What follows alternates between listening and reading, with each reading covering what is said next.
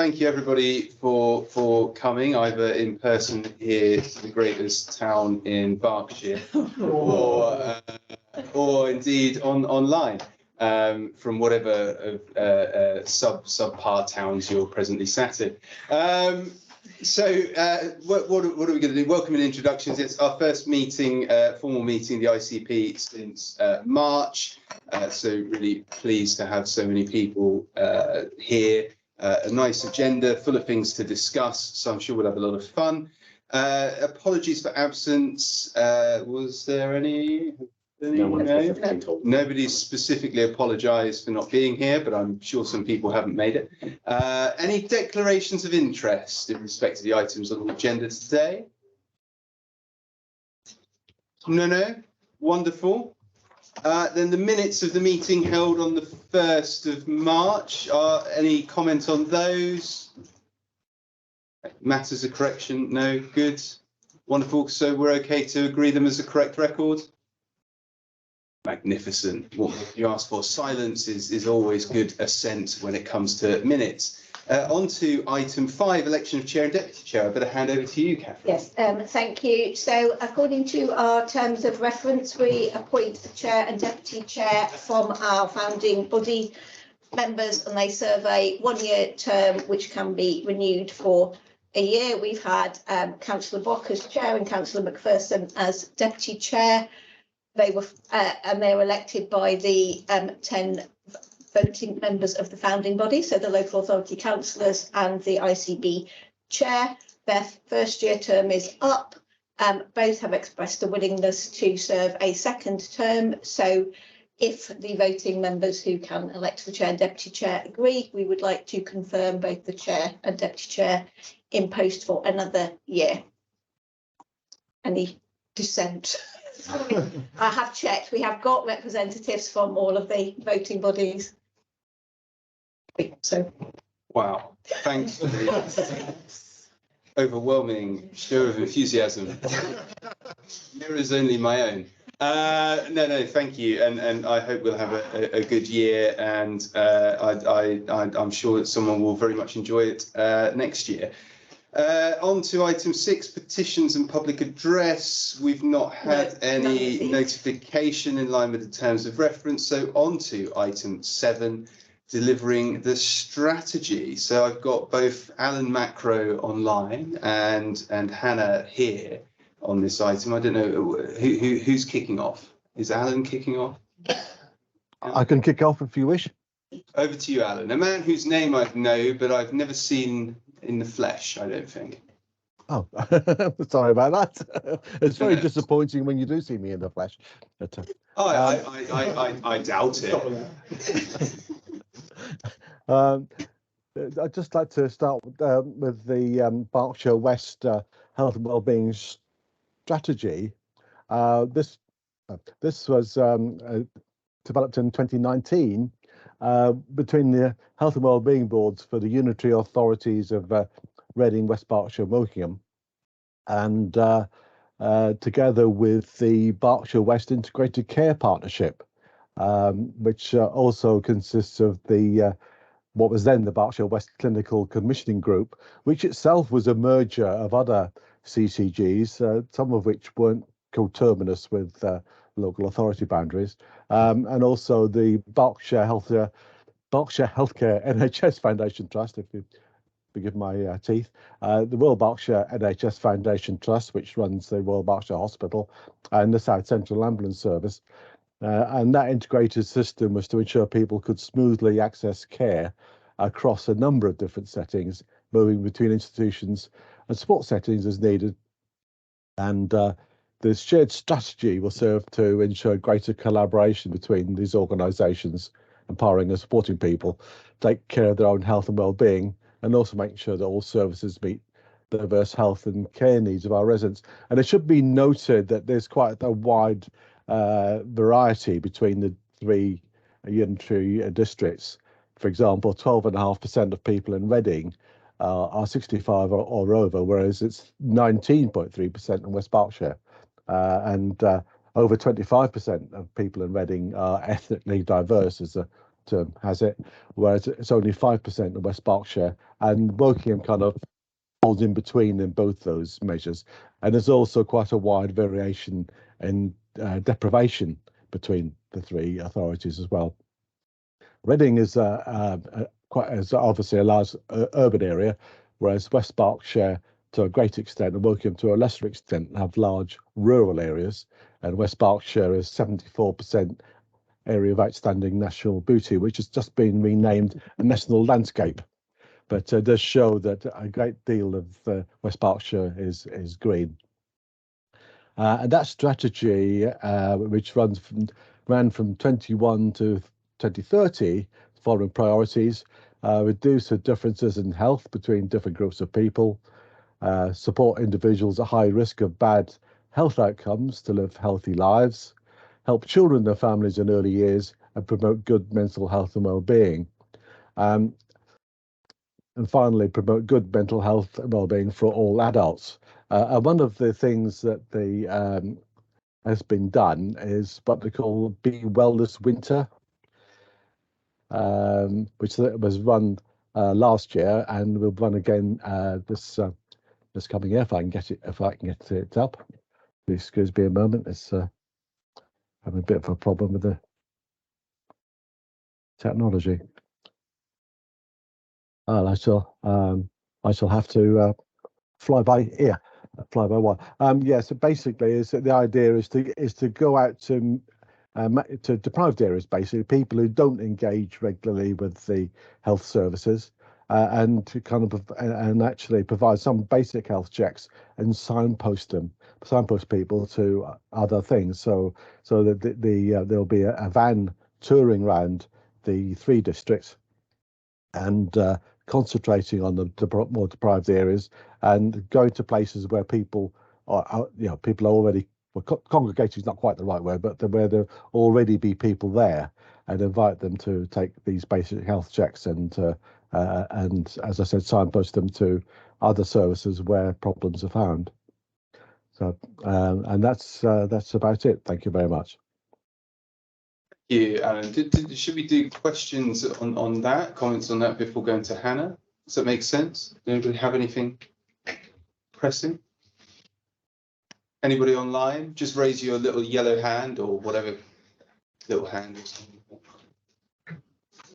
Okay. Angela? Oh, sorry, my hand's going up and down. No, just to say, great. And I think a lot of the themes that chime, don't they, across the whole of the Bob, and what the efforts we're making, particularly in those areas of deprivation where we're trying to narrow that inequalities gap. Yeah. And we have the same approach in Buckinghamshire, which I think I'm going to be sharing with the board in January. It's what we call opportunity bucks. It's our attempts, and they're already starting to show results of, trying to close that gap. And we have similar mobile places going around, blood pressure checks, that sort of thing. Lots of anti-smoking initiatives in some of the most deprived wards where it's more prevalent and there are worse health outcomes. There's a whole gamut of stuff I'm really looking forward to sharing with people, but it certainly chimes with what Alan, who is totally frozen, I must say, has shared. You're very frozen, Alan. We can't see Alan at all, but he's just a black rectangle down here. He's frozen. I have got my camera turned on, but it's the integrated camera rather than the webcam, but which kind of accentuates my large stomach. But so I'm sorry if you can't see me, but like I say, you're not missing very much. I've just chosen to imagine what you look like for our presentation, but that's really helpful, Alan. And I do think it's kind of interesting. So from a Berkshire West perspective, I suppose we think of our area as being a bit lacking some coherency because West Berkshire is so different to Reading, so different to Wokingham. But the range of diversity within Berkshire West is not much different to what you would find in Oxfordshire or Buckinghamshire taken as a whole. Perhaps a little bit different. Reading's a bit bigger than High Wycombe or Oxford, but it's not the case that we're completely out of line with the other 2 places in the system. So I think it adds, in fact, to the fact that we've got a coherent sort of place that we can work with, despite some protestations around it early in the process. But I think we've all got over that now and moved on in a much more collegiate manner. But that was very helpful. Was there anything else? Any other comments colleagues had? Otherwise, we'll go to Hannah. Let's go to Hannah there. Thank you, Jason. And thank you, Alan. So in Alan's presentation, he's focused very much on place. What I want to think about is what we might do across the system. In the room here, it's great that we've got members of the public. So I'm going to try and not be, as we often are in the NHS, overly jargony and set things out in a clear way. But please raise your hand if anything isn't very clear. So we've come together as a system and we've published various kind of strategy documents which serve different purposes. And these are on the back of a lot of engagement in terms of what we think we should be doing and what's our collective vision for our residents across our population. And what we wanted to do this year is think about, do we have a shared vision as a system in terms of the things that we should prioritise and where we might focus on a smaller set of objectives collectively, and if we achieved alignment around those and came together around those, we could start actually seeing a difference for our residents and our population more quickly. So what we've started to do in the paper that has been shared is propose, off the back of various conversations and events we've held, what that shorter set of priorities might look like. At the moment, you'll see they're quite high level, and we are in the process of having various conversations like today, where we can think about, actually, are these the right set of broad priorities? Are these areas right? And if we were going to shorten them down further, which ones would we focus on and what might be the measurable goals and how would we kind of deliver them?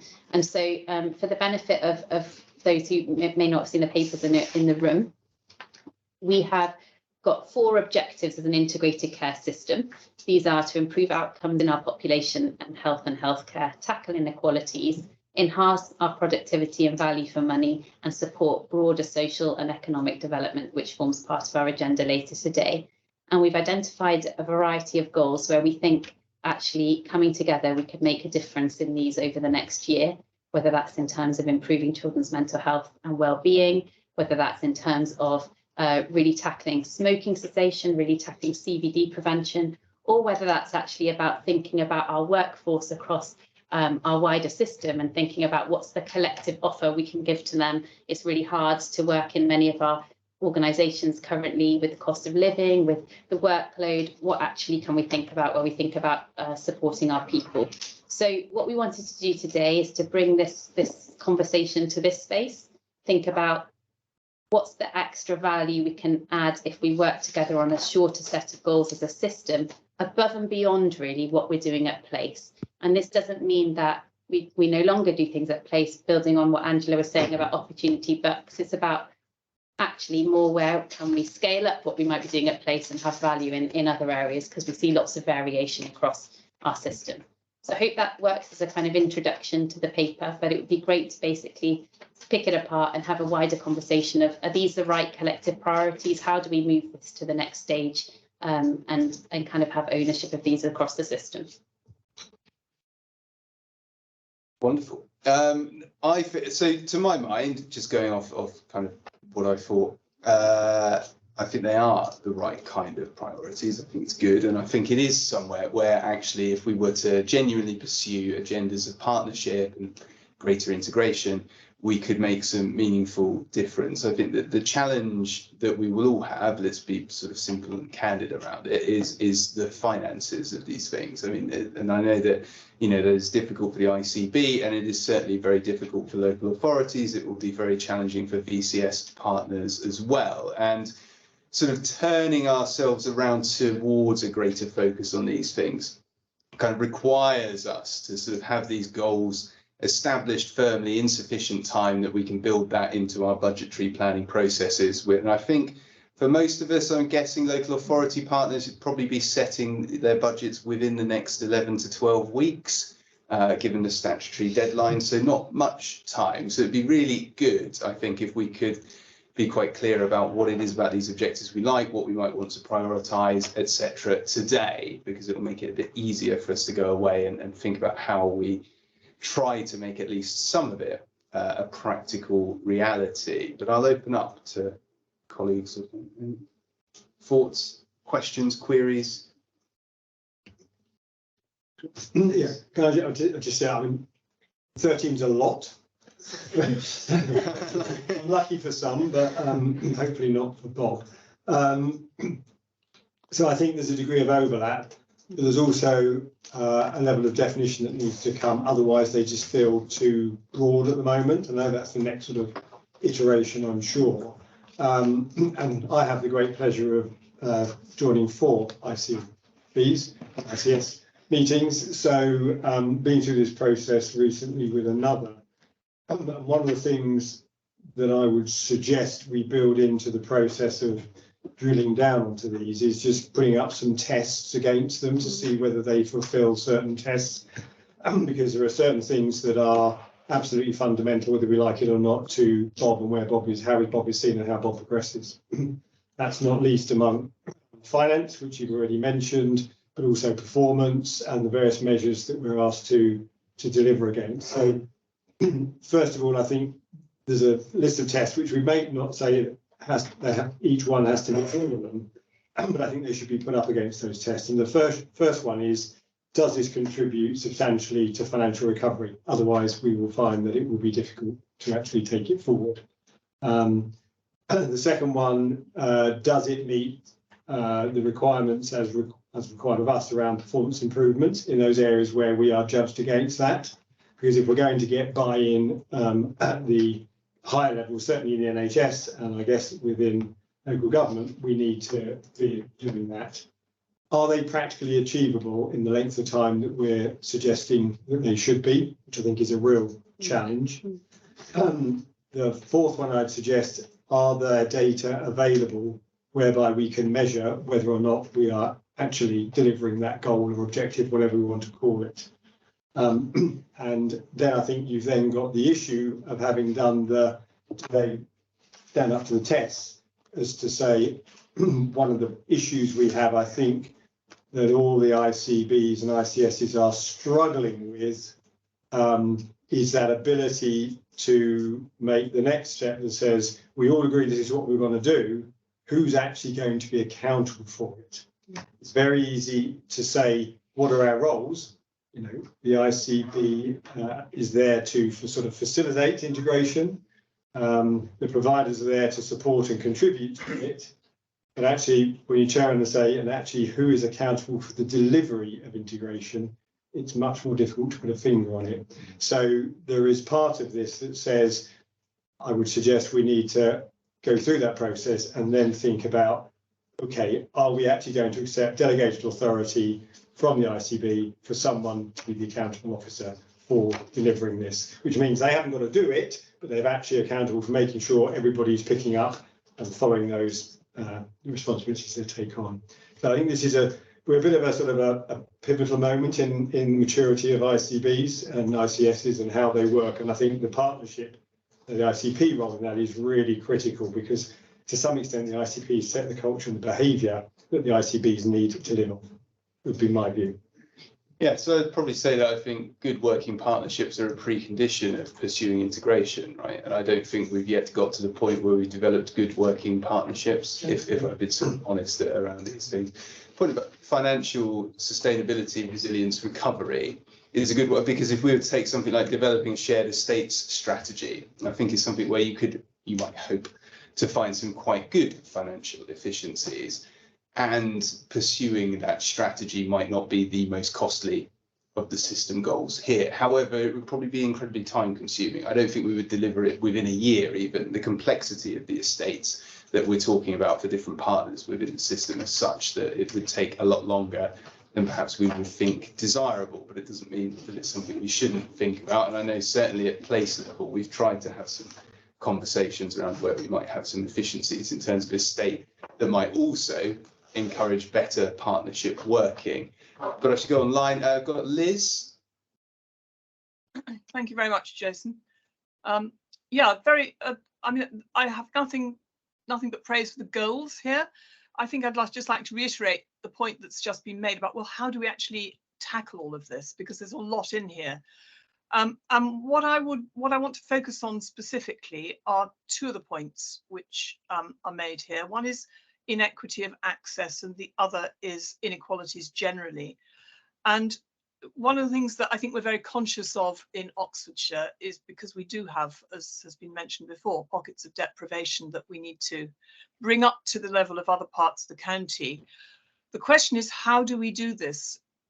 If we're following the current model, in other words, the main point of contact as far as the NHS is concerned, and indeed in other respects, is the GP's surgery. GPs we know are very overworked.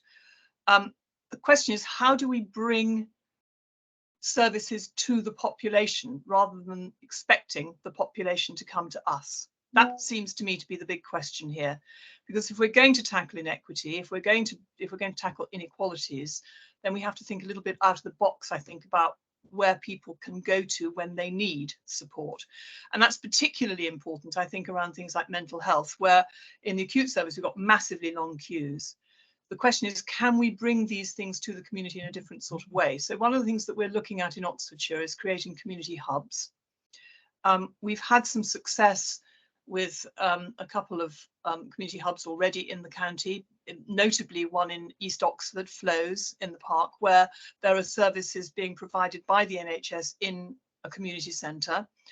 And it's things like that that I think we need to be thinking about. How can we bring it into the community rather than, as I say, expecting the community to travel to acute hospitals or travel to their GP surgeries? So I just want to throw that in as something that we might want to consider, which I think is really important. If we're going to be serious about our prevention agenda, then we need to think about it in those terms. But also, if we want healthier populations across the board, and particularly in those most deprived parts of our communities, then I think we do have to think a little bit differently about how people can access those services. Angela? Yeah, I'd really like to echo what whoever spoke first said. I really think that there are a lot of very, very important objectives in here. You couldn't really disagree with any of them. However, everything is going to hinge around finances, in my opinion. I think as a partnership, working alongside the ICB, we need to be very clear of their financial constraints. I'm not totally cited on that. All I can say is that as local authorities, we are all trying very hard to balance our budgets in very straitened times. And I believe the NHS is no different. There will therefore be certain things that are absolutely not going to be achievable within this time frame. And we need to be very clear on that. So I don't think we've got enough detail on that. And we really need to be realistic about what we can deliver. And I also think on the 13 priorities that are listed here, we need a bit more detail again about which are NHS only priorities and which are shared partnership priorities with local authorities and wider partnerships. I think that's really important. And we've talked previously, of course, about what we would prioritise, and I'm pretty sure we all agreed on prevention and also on children's mental health and wellbeing, and SEND was a BOB-wide priority. And again, I'd just like to see a bit more of what lies beneath some of these priorities, what the delivery plans are, what the KPIs are, how far off we are in achieving what we might be doing with those action plans. Another priority that I would endorse, and I wanted to raise an AOB, but the cat's sort of out of the bag anyway, is primary care strategy, which links closely with the estate strategy as well. And that is a major concern, certainly in Buckinghamshire, for all councillors and many residents. So that whole piece around accessibility is critical. So that's all I've got to say. Thanks, Jason. Thanks, Angela. I think primary care is foundational to this, really. I mean, it's foundational to a preventative agenda.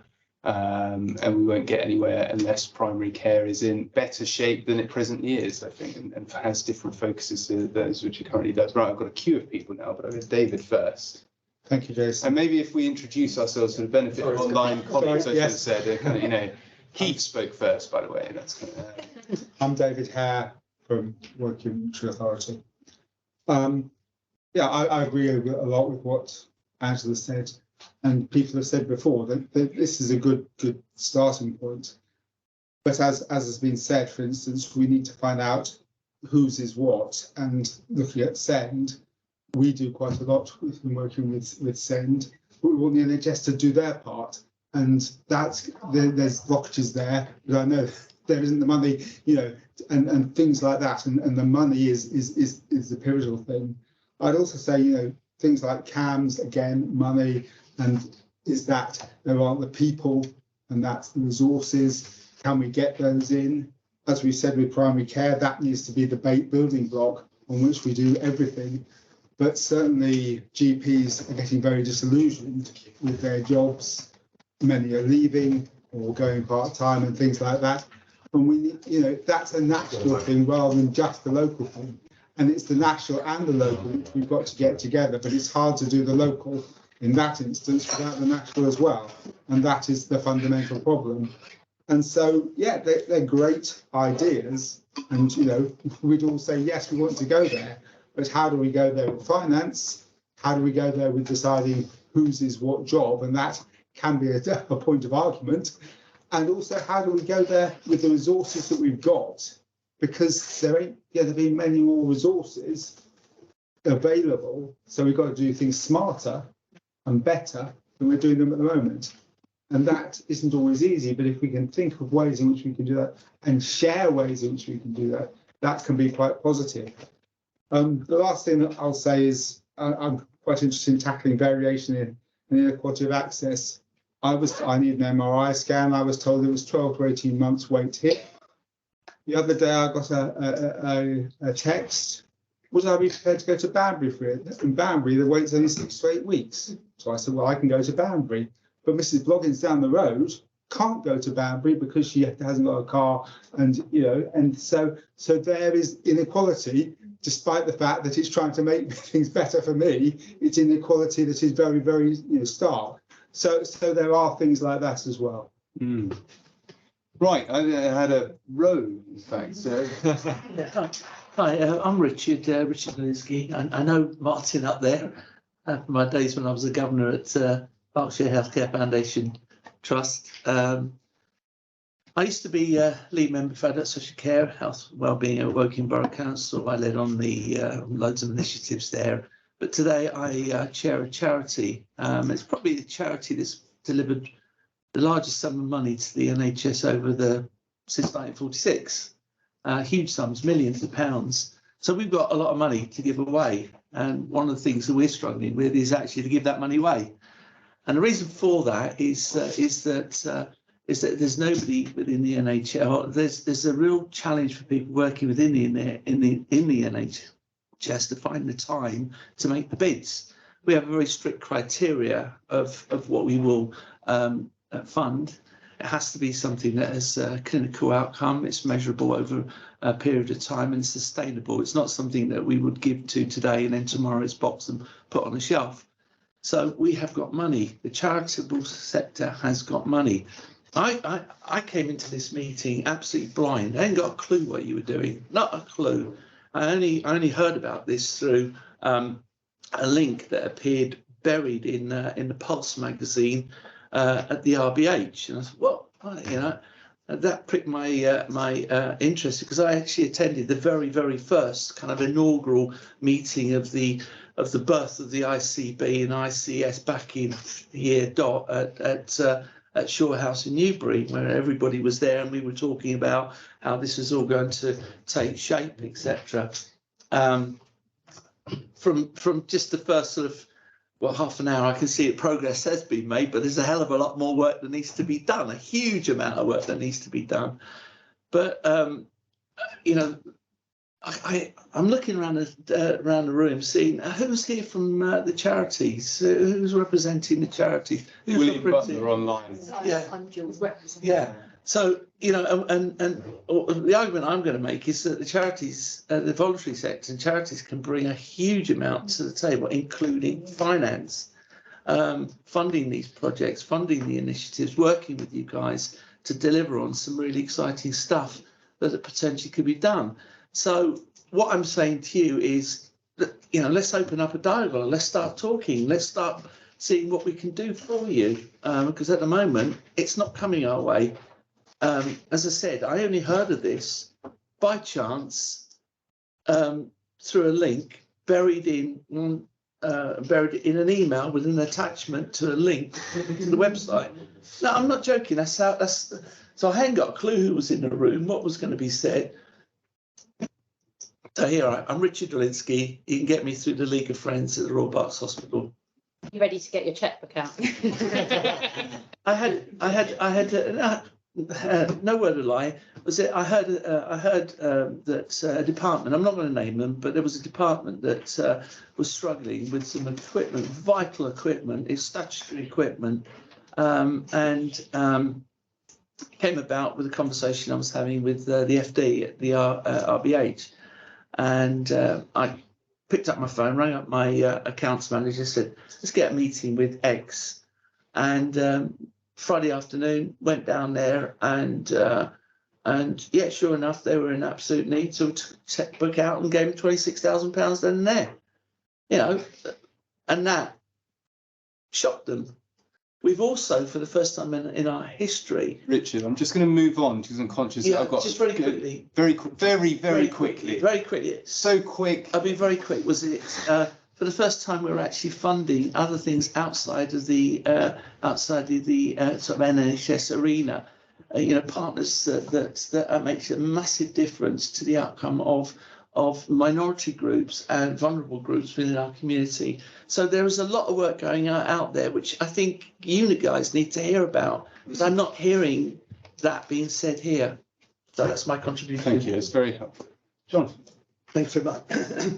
So Jonathan Montgomery, Chair at Oxford University Hospitals in the ICP as the acute providers person. I've got 4 points. The one I was going to say last is really part for the next agenda item, but it follows on from what Richard said, and we get quite a lot of charitable money into Oxford. They're helping us build accommodation. I don't think we should despair on the potential for the system to generate money that wouldn't otherwise be in Bob. And I'll probably have quite a lot to say about that when we get to the next agenda item, but I don't think we should think that there's only a fixed envelope, that there are things that we can do collectively to pull more money in. Second thing is that it still feels as though we're looking at this very much over our own shoulders and not from the point of view of the people who are accessing services. So the point that Liz picked up around that integration needs to work for the people who are accessing our services. So understanding where they are and where they want to go. It still isn't there very explicitly in the way we articulate these things. And I know there's more there in detail in some of the operational plans, but we don't tell a very good story on actually fitting what we do around what the population needs, as opposed to just continue to do what we're doing at the moment. Thirdly, it seems that these are very high level headings, and we have to take a choice about whether we're going to try and do them systematically or whether we're going to be very selective. And I would be very much in the view that we should be selective, that we should pick a few things under these headings that we can operate together on and try and make those happen, as opposed to do everything fairly evenly. And finally, I'm also of the view that we spend a lot of time trying to do these things brilliantly, and we wouldn't get much extra than trying to do them moderately well. So I'd be a big fan of saying, pick some specific examples under each of these headings, work out what is likely to work and try it and evaluate it, as opposed to spend a lot of time trying to be very confident that it would happen. Otherwise, I think we'll spend all our time talking and not actually changing anything. Thank you. Thank you very much. Jane, online. Hi, everybody. I'm Jane. I'm the Director of Public Health from Bucks. So getting back to the what are we going to choose and thinking of Keith's criteria, it won't surprise you that I'm going to say smoke-free Bob, because it fulfills all the criteria. So it does improve your finances. The financial modelling around the hospital model has shown that. It does improve performance because it reduces your length of stay, your complication rate, reduces readmissions. It is practically achievable, and we've got stacks of data we can measure it by. So I think that ticks all the boxes for me. And the CVD prevention is also the same, and that's a partnership project around increasing NHS health checks, doing a lot to improved detection and management of blood pressure. Since COVID, we in Buckinghamshire can certainly see CVD death rates have gone up since COVID. So they had been coming down quite well. We can measure all that, and we need to turn the tide. And smoking and CVD are the biggest contributors to the gap in life expectancy across our most and least deprived areas in Bob. And then we should be doing inequalities through everything we do. So I would say the primary care strategy, as everyone said, is very important, but we need to address that through the lens of inequality. Our practices in the most deprived areas are funded less per head of population than they should be. They've got less space, they can't recruit as well. So if we're really going to tackle inequalities, we need to not just have a one-size-fits-all primary care strategy. It has to reflect the differences between the different populations and the different skill mixes in different parts of our Bob. Thank you. Thank you, Jane. Nick. Yeah, good afternoon, everyone. I'm Nick Broughton. I'm the Chief Executive of the Integrated Care Board. And thank you for all the comments in relation to Hannah's presentation. I just want to say a few things by way of response. So firstly, this is the start of a journey. This is going to be refined. We're very keen to ensure that we only have a small set of key objectives to focus on during the next financial year and beyond.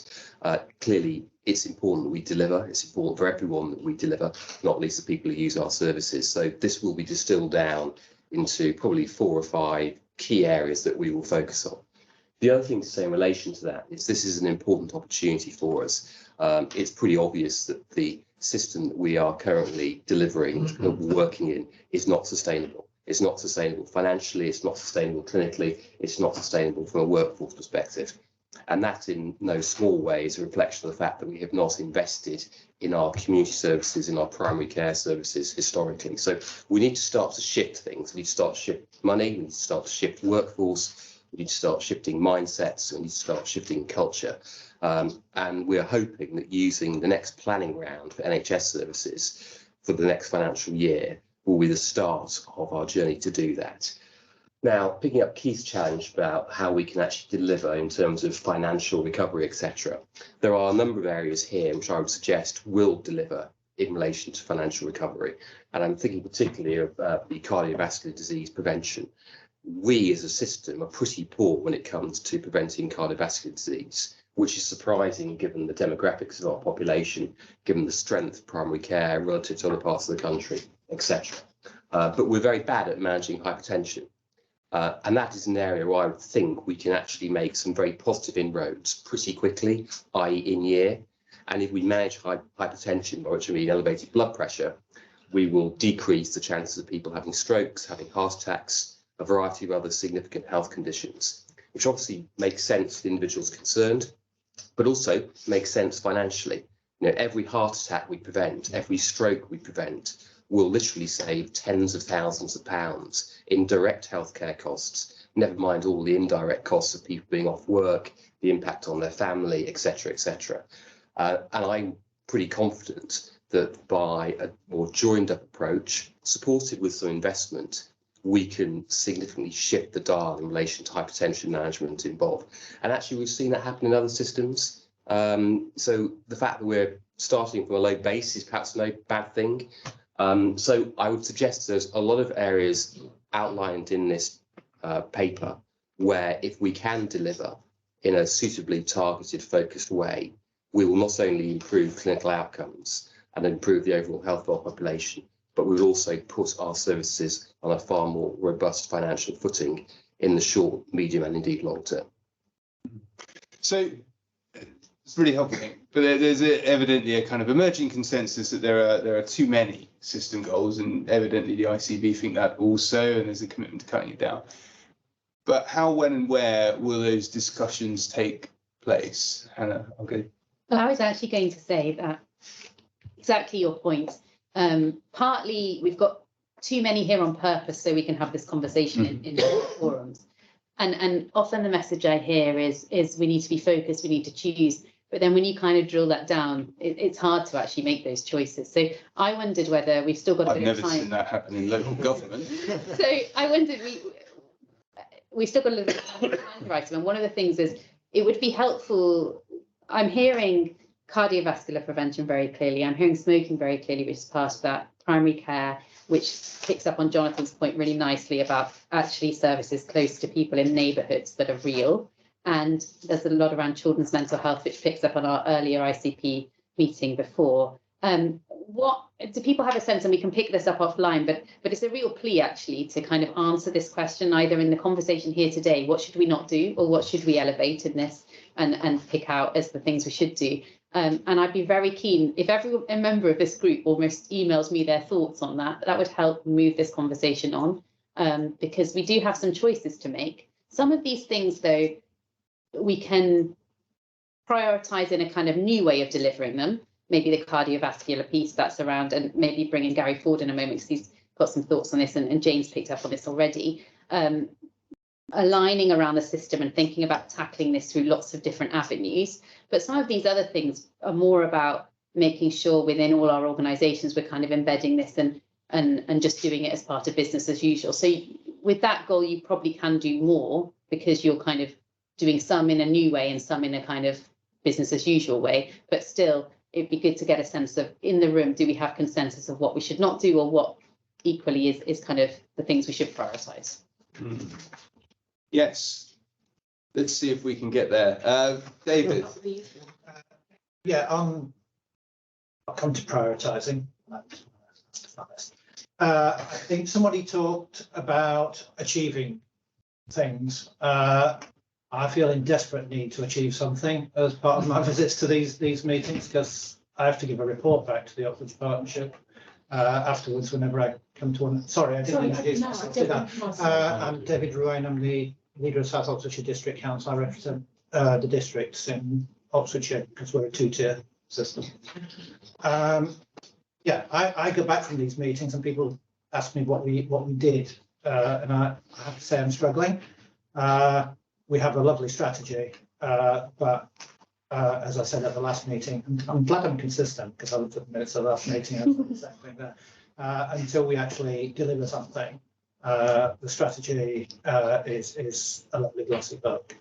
In terms of prioritising, I think we're upsetting ourselves unnecessarily, because all of these things are going to be a priority for somebody within the system. So developing a shared estate strategy doesn't have to be a priority for us, so long as there's somebody within the estates section who, for whom that they're doing that. So it not being a priority doesn't mean that there isn't somebody doing it. It's just, what are our top three other things that we need to focus on? If I had to say what we should be focusing on, I think the first thing is access, because being able to access support when you need it is fundamental to anything that we're delivering. And I think that there are so many elements to it. One, we've tried to centralise a lot of our services, and in Oxfordshire, centralised around the JR. And then this morning, there's a major water pipe burst in the area of the John Radcliffe, and so everybody's wondering whether they can actually access that area, because the traffic's even worse than it normally is. So it's, you know, how do people away from those core centres access it? We talk a lot about deprivation. There are pockets of deprivation around our areas. I want to link that with prevention, because my main concern is new estates, new towns, or rapidly growing ones. And I want to stop them becoming areas of deprivation, because we're building sort of new towns or new estates and putting no services in there, or limited services, and I can give you examples. And we're setting them on the road to becoming deprived areas, because they are basically just housing estates. So they would be my access would be my first one, and the other one would be primary care, because if you don't get through primary care, you don't get to anything else. That's what I think all councillors, I'm sure your inbox, Jason, is as much the same about people not being able to access primary care. It certainly is around my area. One of the themes. Yes, yes. There's 100 on primary care, there's 100 on something else, but yeah. So yeah, that's my list. And dentistry, actually. It's from a health perspective, quite a common theme. I had Jane online. Every time Jane speaks, I get the desire to pick up smoking again. Well, that's what I was going to say. I forgot to add on the end of my priorities that a really cheap thing that the ICB could do would be to write to all its MPs and encourage them to vote for the change to smoking legislation that raises the age of sales, so that we will become truly smoke-free, which is a once-in-a-lifetime opportunity to save the NHS a whole heap of money, £18 billion to health and social care, with virtually nothing other than the price of an electronic stamp. So I'm really hoping the ICB has written to all its MPs to encourage them to vote for the change to the smoking legislation when it goes to Parliament. Okay, I'll check, Jane. Excellent. And it's all right, Jason, you're old enough to carry on smoking. Yes, well, you know, it never successfully stunted my growth, alas. Martin online. Thank you very much, Chair. Just a few observations listening to the conversation. I agree very much with Jonathan about a few things and doing them well enough so that we actually can show some benefit for our end users, our customers, if you will. But just looking at the list, there's some things about subsidiarity as well. Some things like workforce in the NHS, I'm not quite sure why it's on the list. It's an NHS issue. It's an NHS responsibility to sort it out. So personally, I would take that off the list. Then there's ones about enhancing productivity and value for money. Some of those will depend on the circumstances that the individual organisations find themselves in and working with, and it'll be driven by the fact we've all got to save money. And so I think that will sort of naturally happen if I can put it in the marketplace, if I can put it that way. So I just think we'd be careful that we don't try and do everything at the ICS level, where some of these things can be done perfectly well, indeed should be done by individual partners within it, and where some of the collaboration and working together will be driven by normal market forces, and we should encourage that. But I think there's a danger of imposing something unless we're really sure that that applies to everybody in the system. Otherwise, we just create another layer of bureaucracy. Thank you. Thank you. And Gary online. Yeah, thanks. For those of you who don't know me, Gary Ford, my main role is I'm Chief Exec of the Health Innovation Network covering Oxford and the Thames Valley. My background is I'm a stroke physician and clinical academic in Oxford. I wanted to just pick up the discussion around cardiovascular disease prevention, and this builds on discussions at the senior leaders meeting we had, which Nick organised and Hannah a few weeks ago, and then discussions with some of the senior academics. And there's been a lot of high quality cardiovascular work that's been led out of Oxford over many years. And not least, of course, the relationship between smoking and lung cancer by Richard Doll way back. And the suggestion I was putting to colleagues was to think about a couple of areas to focus on, but over a medium and long term period. So this is not the 1 year cycle at the moment, but thinking about what are the areas, particularly in terms of support and alignment with what the research community across Bob might offer. And Bob does have the opportunity of being able to draw upon world leading research, and a lot of that is very practical and pragmatic and not all basic science. And the reason why cardiovascular is just building on what a number of people have said already, prevention is really important to focus on. It's the major driver of health inequalities. It is the major cause of premature disability in people with serious mental illness, for example, in people with learning disability. And we have the tools to prevent that, and they're not all in the hands of the health service. Experience from successful programs going back to the 70s, for example, in Finland, which had very high cardiovascular mortality, was they took a community approach when there weren't that many treatments, and it was a local government community engagement which saw massive reductions in cardiovascular events through improvements in diet, smoking, and reducing blood pressure through taking salt out of the food chain, so not reliant primarily on drug therapies. And we're in a similar position today to effectively deal with cardiovascular disease. We're not going to be able to do that just through the NHS systems that have been set up at the moment. And there's a real opportunity to choose that area and get all parties to focus on it. And that won't be quick and easy, but it's a mix of opportunities of local practice legislation, community engagement, voluntary sector. But as Nick has said, it is an area where it is massively resource releasing. If you prevent, for example, 100 strokes, and that is easily achievable, and it has been done before through better treatment of atrial fibrillation, for example, you save 1.4 million NHS costs and 1 million in social care costs.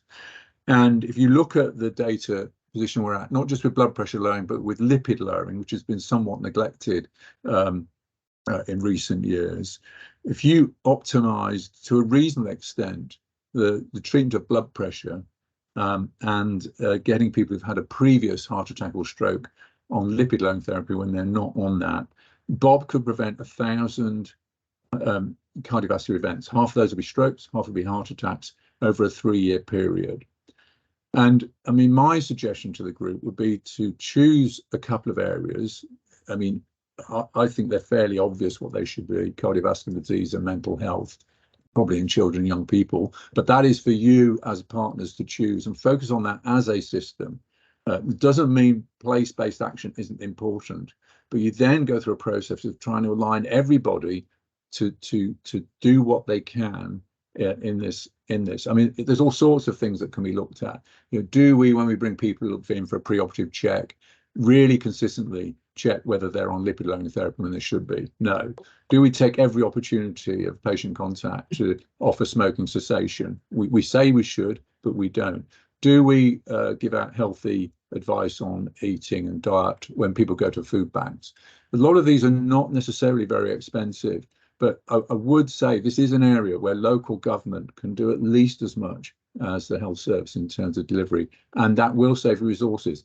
It won't come in the first year necessarily, but the payback on this is very quick if you deal with just the basic factors of cardiovascular disease prevention: smoking, blood pressure control, lipid lowering, finding atrial fibrillation. And then the big one to address in the longer term is obesity, particularly childhood obesity. And that, again, will not happen without local government being an active partner. And the opportunity is to link all the research capability we have in our institutions to support that. So that's a kind of sort of offer from the research system leaders I've been talking to do something that you'd find meaningful and helpful, and it is addressing a key population need. Thank you. I'm Nicola Leadsley. I'm the Chief Executive of Response, so voluntary sector, but I'm representing children's mental health in the wider kind of scope. And I suppose following on from what Gary was talking about, what I was thinking around, that there's some interdependencies on some of these goals. And so when I think about improving children's mental health, and particularly the prevention side of things, and then I think about the one workforce, actually it's making sure that we are really utilising all the workforce available. So yes, local government, but also voluntary sector. There's so many of us, and there's so many of us working in the children's mental health kind of world. And there are some really great initiatives out there, but they tend to be for quite a short periods of time, investments for kind of 12 months, and you can't plan, and all of this tough stuff. So when I think about prevention, and again, I was really interested around the challenge around, well, will this go towards financial recovery? Actually, a lot of prevention work, it's quite difficult to do that in a 12-month window. And to show kind of return on investment, you need a bit of time to be able to do that. So what I'm really interested in is, if we're really serious about prevention around children's mental health, how can we kind of monitor, measure, use research to identify an opportunity where we can kind of really track that? I think schools also are a really important partner, and I'm not sure whether our council representatives are also representing schools where they're an educational authority. But I do think that, you know, a lot of young people will tell us that, you know, schools are their equivalent of a GP for primary care first step in. So how can we utilise that more? They're really stretched. There is a lot of mental health support teams in schools. They don't cover all our schools. Are they in the right areas? I think it's different. Those schools have been identified differently per county around where the MHSDs are placed. And there's probably a lot of opportunity that we could use to kind of piggyback or use that, you know, use those MHSDs as a foundation to reach more people earlier on, and also make sure we're reaching those who aren't in formal education. Thank you. Anybody else? Anybody I've missed? Yeah, I was just going to say about just to pick up on the points other people have made. As far as primary care is concerned, there are other aspects of primary care as well. Dentistry, pharmacy, optometry. We see many more face-to-face presentations of patients than GPs do. I mean, I regularly see patients who've not seen a GP for over 10 years. So there's no reason why we couldn't be involved in screening and monitoring, certainly with CBD. And also we see patients with mental health issues too. And quite often we feel like we're left out of the conversation. So we don't have involvement on place, and we don't have, we're sort of slow to integrate into neighbourhood systems. So yeah, I think there's certainly communication within primary care itself needs to be improved. It's very patchy at the moment. Is any of that addressed in the primary care strategy, the self-consultation? Well, the strategy is work in progress. Yes, exactly. Yeah. But and also the strategy extends beyond GPs. I'm Laurie Powell as well. Sorry, beg your pardon. I've introduced myself. Yeah, and planning to do that. So it's looking at the 4 pillars of primary care. So including dentistry, obviously, optometry, pharmacy, along with general practice, and you know, very focused on the 4 pillars and ensuring that we maximise the potential of those services. There's a huge amount more we could do with dentistry, a huge amount more we could do with community pharmacy. And they had given the pressures on our services, it's really important we harness that capability and think about people holistically, as Laurie's just outlined. Anybody else? Just Keith Willett again. I'll introduce myself this time. So, Chair of South Central Ambulance Service. I think to help Hannah here, because I can feel this growing again rather than shrinking. There is a lot of overlap. If you do a Venn diagram on some of these things, there's actually one thing in the middle of it that actually fits. So we haven't got much money. We'll have to be very targeted. That means we've got to determine what our focus is. Inequalities and access seems to stand out on all of them. And we aren't going to try and solve the whole of CPD for the whole of the patch. But what we can do is, we went back to this in the previous discussion in this board around using the data. I can tell you the exact percentage of people who have acute coronary syndrome, myocardial infarction, heart attacks in each LSOA that phone 111 or 909, and whether they phone one or other of those. I'm sure OUH can tell us exactly around those patients as well, and you've got the local authority deprivation data and a whole lot of public health data to go alongside that. So for me, there is something about deciding how you spend what resource we have and where you target it, and those data will also give us the opportunities for the timelines and the outcome improvement. So I think there's a piece of work, which is why I said in my tests, have we got the information and data that we need to be able to determine the outcome? And that will shrink this list. Some of the things like the prevention ones, I totally agree with, and there may be, you know, there's a different cohort of goals that we've got there, which are around the longer term ones. But I think as an organisation, I would suggest as an integrated care system, in terms of being accountable to the people that oversee us, we need to be able to describe very clearly what our objectives are over the next financial period in terms of financial return as well as impact. Thank you, Hannah. Yeah, I just wanted to, it's easy often to have these conversations in these rooms and then you don't really hear anything, nothing really happens. So I wanted to kind of commit to a set of actions ahead of our next meeting in January.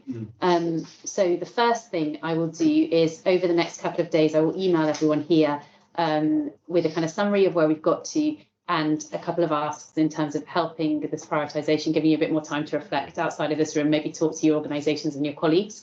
We'll then take that forwards and commit in our next meeting in January. In the papers, you should see a shorter version of these goals. There will be some reflections on the tests they have met and the rationale of why they're on the page. And we can have a follow-up discussion in January in terms of next steps, particularly though also turning our focus there in terms of how we will actually deliver them and what that process looks like. So this has been a really rich conversation and I feel like we've really moved it on. So I just want to commit to do that over the next couple of days and ahead of our next meeting. Thank you. Thank you. Jane? Yeah, can I just say, and it could be something that Hannah picks up when she writes out, but a lot of people in the room are talking about as if there is nothing going on out there already. So I think it'd be really helpful to say, so some of the stuff I've put in the chat is we've been having these conversations for a long time. And all the DPHs in Bob, because Gary raised, you know, this is a big area for local authority. We agreed that smoking cessation and CVD a long time ago was things we were all focusing on, and we're all doing a lot on that, and obesity. But there's also stuff going on in local areas about making sure mental health support teams are going to the most deprived schools. And on the data, we've got the data. And the other thing that we've been talking to all the acute trusts about an audit of the MINAP data, which is the heart attack data, to look at an equity audit for that. So what are your outcomes based on the deprivation code of where you live, your ethnicity and your gender? And I think that's a really good area for population health management to put its weight behind, because we have got issues with people's data not being ethnically coded. And so we've started out with the Royal Berkshire, who've sent us something, and hopefully the JR and BHT will be able to do this sort of thing. So that data is already being looked at. So I think when Hannah writes out, it'd be good to ask what is already happening in these areas, because it's not like we're starting from scratch. Thank you, Jane. David? Yeah, a couple of things. One for Jane. I don't have access to the chat. I'm guessing most of the people in the room don't either. So if you put things in there, we won't have seen them. But Hannah, if you're great that you're going to send something out, can you send it out in a form that we can forward on to people that we want to consult with without having to write our own explanations as well? Because I'm conscious that context, that's what you're asking for. Context. We've all had a conversation. Absolutely. If I send it out to the leaders of the other district councils, I'll do a kind of cover note. Yeah. Some sort of context to it. And Jane's absolutely right, because a lot of the win in this is not reinventing new things. So I've got a slide in front of me on CVD, and it shows the kind of variation we have within our system in terms of how we're monitoring this in different GP practices. A lot of the win is actually just scaling up good things that are happening. So I will be clear to Jane's challenge in terms of mopping up those kind of good ideas and thinking about what we scale as part of this. Thank you. Gary, very quickly. Yeah, just to say, to be clear, I was not suggesting there isn't lots of activity, but it's not aligned. There's a lot more it can do. And really, it's the point, does the partnership want to take visibility over the key metrics and be holding everybody to account for delivering those, going back to the accountability point earlier? And that, I don't think we're going to achieve what you would want unless you do that and you take ownership of it at a system level. And because this is not something any one group, DPHs, despite everything they're doing, can achieve on their own. The benefits here would be if everybody put their shoulders to the wheel on it and thought about it and focused on it. Thank you, Gary. Right, so you'll send something out pretty imminently. I've kind of lost track of, what is it, Wednesday? By Monday. By Monday. By Monday. Everybody check your inboxes religiously on Monday. Good. Angela? Yes, just a final comment. I really think we need to think about how we make all of this more visible to the public. So, I heard at the very beginning, people are finding it hard to dig around to find access to these meetings. The website's not ideal. So I think, if we're moving forward with these really important goals that mean a huge amount to the public, particularly access and primary care, for example, we really need to put our thinking hats on about how we communicate better, more effectively. Yes. You may not agree with that, Jason, but I'm hearing a lot of feedback about it. I agree with in our it. I agree county. with it. I agree with it entirely. It's in the how we work item. It's in the how we work item, Angela. We can talk about it Yeah. later, even today. I will. Brilliant. Right, let's move to item 8, which I hope is the next item. I've not skipped one. No, the deep dive topic. Hannah. Yeah, don't worry, it's not going to be the Hannah show. I'm not going to say much about this topic. So in our previous discussion just then, you will have seen we've got 4 goals as an integrated care system, and the 4th is helping the NHS to support broader and social economic development. And what we wanted to do here is just recognise, actually, and I think Jonathan has picked up a conversation we've started, that the NHS doesn't really, we don't have a great track record in this area. We don't really know what to do. We're kind of starting here.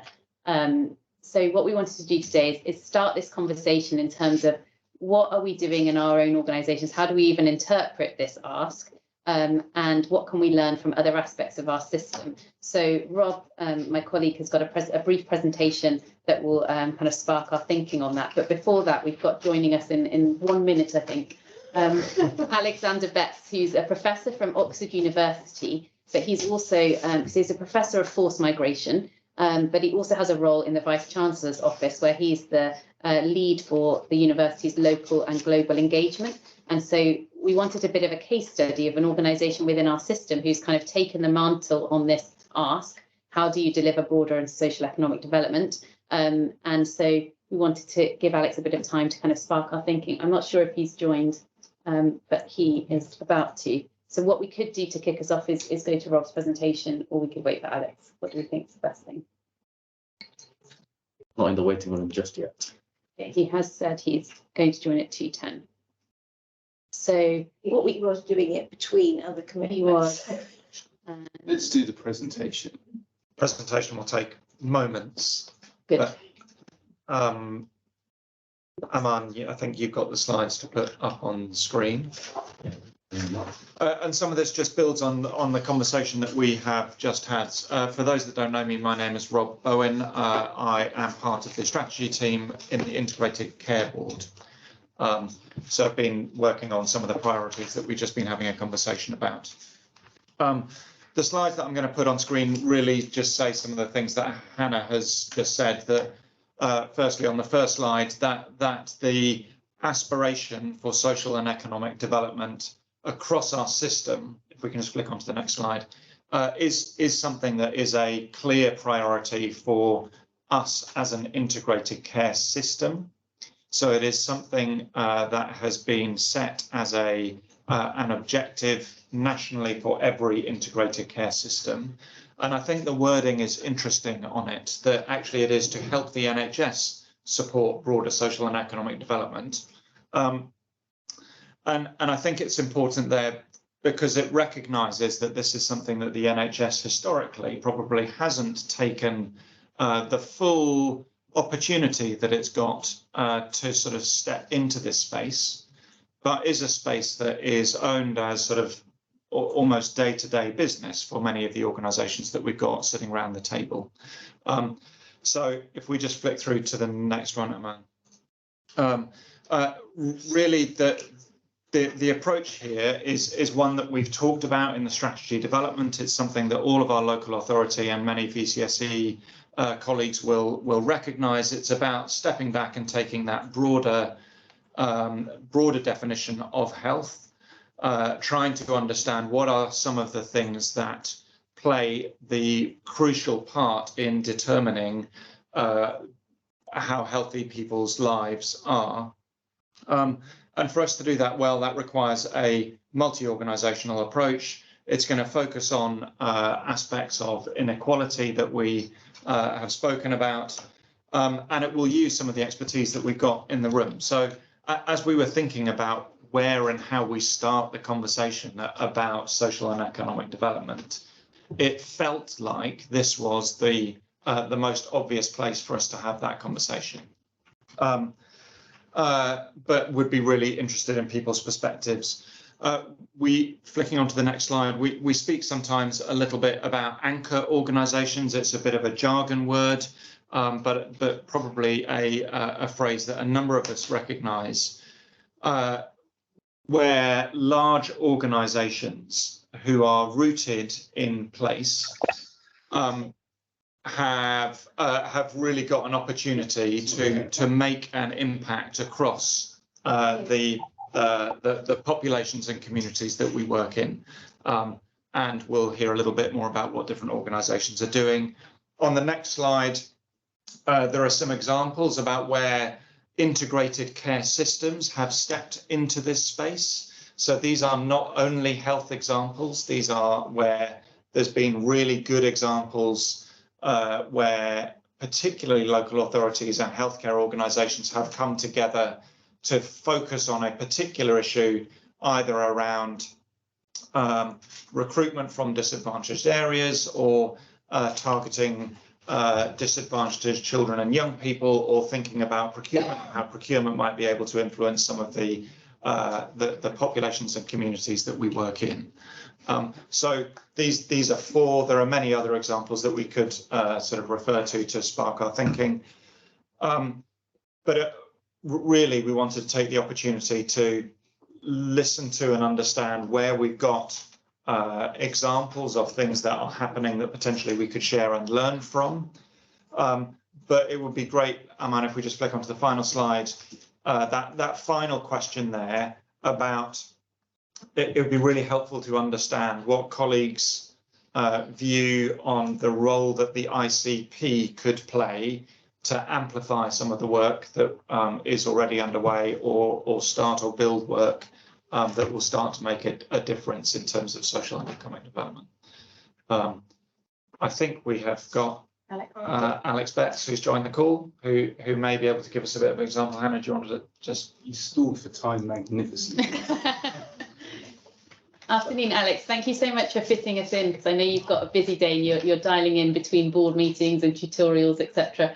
My colleague Rob's just introduced the item and our thinking on kind of anchors in the NHS, but I had a great conversation with you recently and just thought actually there's many colleagues around this room who would love to hear what you're doing in Oxford University. So if you could give us a flavour of the work you've kick-started and how we might join up and learn from you, that would be excellent. Thank you. Thank you. I'm really delighted to join you, and it was great to hear part of that presentation to get a little sense of the context. I was recently also at an event in Barton in Oxford, run by OUH, looking at Oxford University Hospitals Trust as an anchor institution, and it really sort of sparked thinking across the university about to what extent we can see ourselves as the University of Oxford as an anchor institution with obligations and responsibilities to the place and the communities we're part of. The relatively new Vice Chancellor of the university, Professor Irene Tracy, has come in with a real commitment to local engagement. And as part of that, I was appointed in May as the university's first local and global engagement officer. And in theory, I cover local, national and global, but in practice, the priority is the local. How can we as a collegiate university have the most positive contribution to and interaction with the city, the county and the communities that we're close to? There's obviously a historic framing of town and gown, and we want to get beyond that and be seen as an integrated part of the wider community. So over the last few months, I've been having a lot of really interesting conversations across the city and the county, getting to know communities on our doorstep, thinking about working with other anchor institutions, public organisations, large corporations, community organisations, and how we can have the greatest possible collective impact.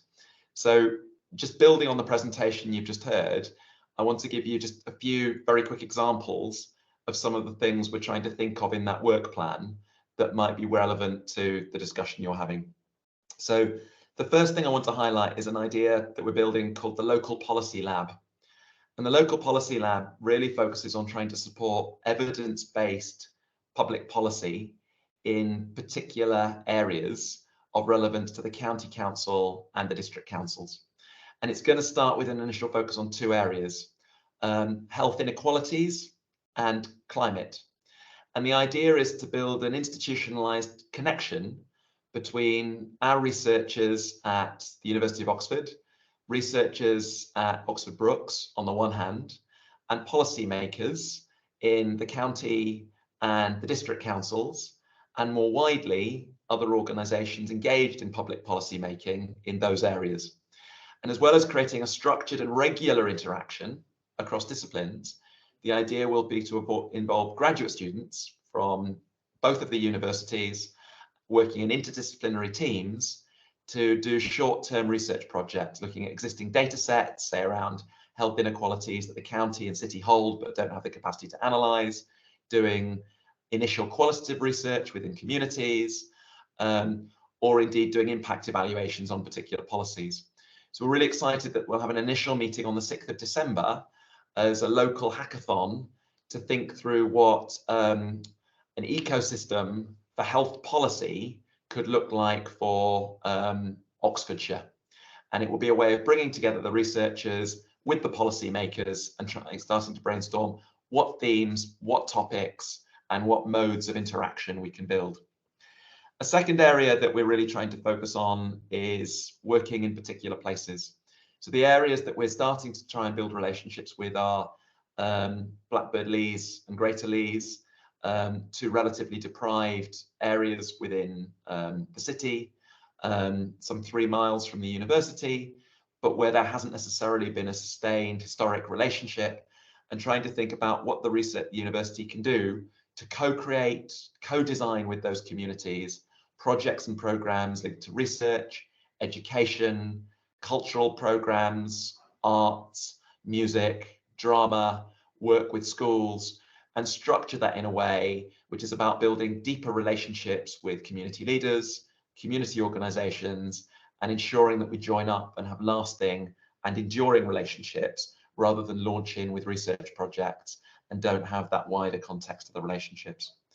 We're building the basis of a social procurement policy, trying to identify what our social values are as an organisation and use them to inform things like social procurement, but also work to do with the development of land and property, what social values should inform that. We're starting to work on inclusive recruitment. Our university and other universities are not only places for students and professors, they're large employers. Our colleges across the university offer recruitment opportunities from IT to finance, to construction, to catering, to gardening. How can we make these inclusive recruitment opportunities, whether for people from refugee backgrounds, people who have lived experience of homelessness, ex-offenders, young people whose formal education has been disrupted? How can we use our apprenticeships and our apprenticeship levy much more strategically to achieve that type of collective impact? And we're also trying to work to engage our staff, our students, the partners of staff who arrive from abroad and might not have the right to work, but might be very well qualified, as volunteers to work across community projects across the region. So I hope that gives you a very brief snapshot of some of the types of ways in which we're trying to work locally. There are other things we're doing around twinning colleges with primary schools, about trying to involve secondary schools in collaboration to ensure that secondary school students from areas which have high numbers of students with pupil premium or free school meals can have access to the university, our sports facilities, educational opportunities. But really, we're trying to get things started and get some momentum and strategic direction in our local engagement work. And we'd love to find ways to join up as appropriate. Thank you very much. Anything else before we have a discussion, Sim? No, kick off the discussion. Thank you.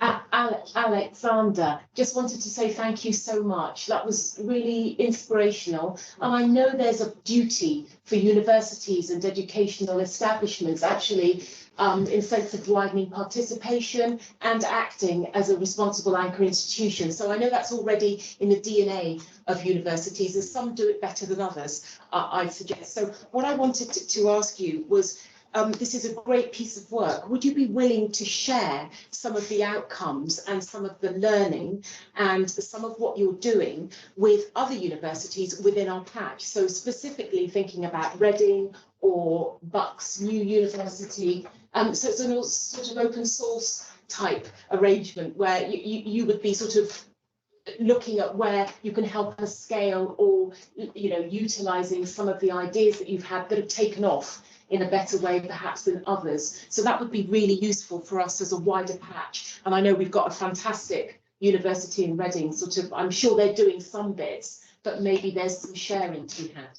Thank you. Many vice chancellors became big converts to this agenda after the duty and the responsibility was firmly established. This is true. They all became universities for somewhere as well as of somewhere, which is a wonderful light. That's not to denigrate the work, which I think is very important. Can I just say, I'm always slightly cynical with some of this, because we get wrapped up in these kind of wonderful terms around kind of social value in procurement, yet we never quite define what it means, and we talk a lot about tackling inequalities in a sort of abstract sense, and we don't focus enough on the sort of fundamentals of problems to do with housing and problems to do with the job market, which are really how you would drive forward social and economic improvement in an area. I mean, that is what I would focus on, and it's what I want this council to focus on. And I imagine for most councillor colleagues around the table or online, it'd be basically the same for them. We might dress it up in different ways, but jobs and housing are the sort of fundamentals. And I think from a kind of how can the NHS best kind of deliver in that agenda, well, I think I would like to think that housing is now generally recognised as being a very important, perhaps the most important wider determinant of health. And what is there that can be done around driving forward agendas of improvement around that? And certainly, I think NHS as a very large employer, and a very good employer, actually, in respect of having a very kind of broad workforce, which is important. But is there more that can be done in terms of skills provision? Is there more that can be done in terms of apprenticeship opportunities, or at least making sure that some of those opportunities are perhaps a bit more joined up with other employers, other major anchor employers in an area? As work again that we've tried to do here in Reading to get employers to join up their thinking around those things, but it is quite challenging. I think that was something the ICB were able to drive a bit in terms of NHS culture. That would be quite a helpful thing. Jonathan. So I think this connects a bit with that, Jason. This feels like a very NHS framing. I'd like to understand what the council's economic strategies are. So sitting in Oxford, the primary issue, it seems to me, around this aim is bringing jobs and investment into Oxford. And I can't speak the other bits of Bob, but I don't imagine it's that different. So if I look at this, I'm asking myself, what are the opportunities to lever inward investment? Clearly, on the back of COVID, Oxford has a particular set of opportunities. We bring in money from other ICSs because of the flows of tertiary services come in, and that converts into employment of staff, which converts into jobs. We have significant volumes of clinical trial.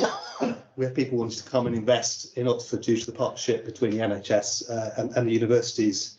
And we know there are national policies on lowering the barriers to do that and making that easier.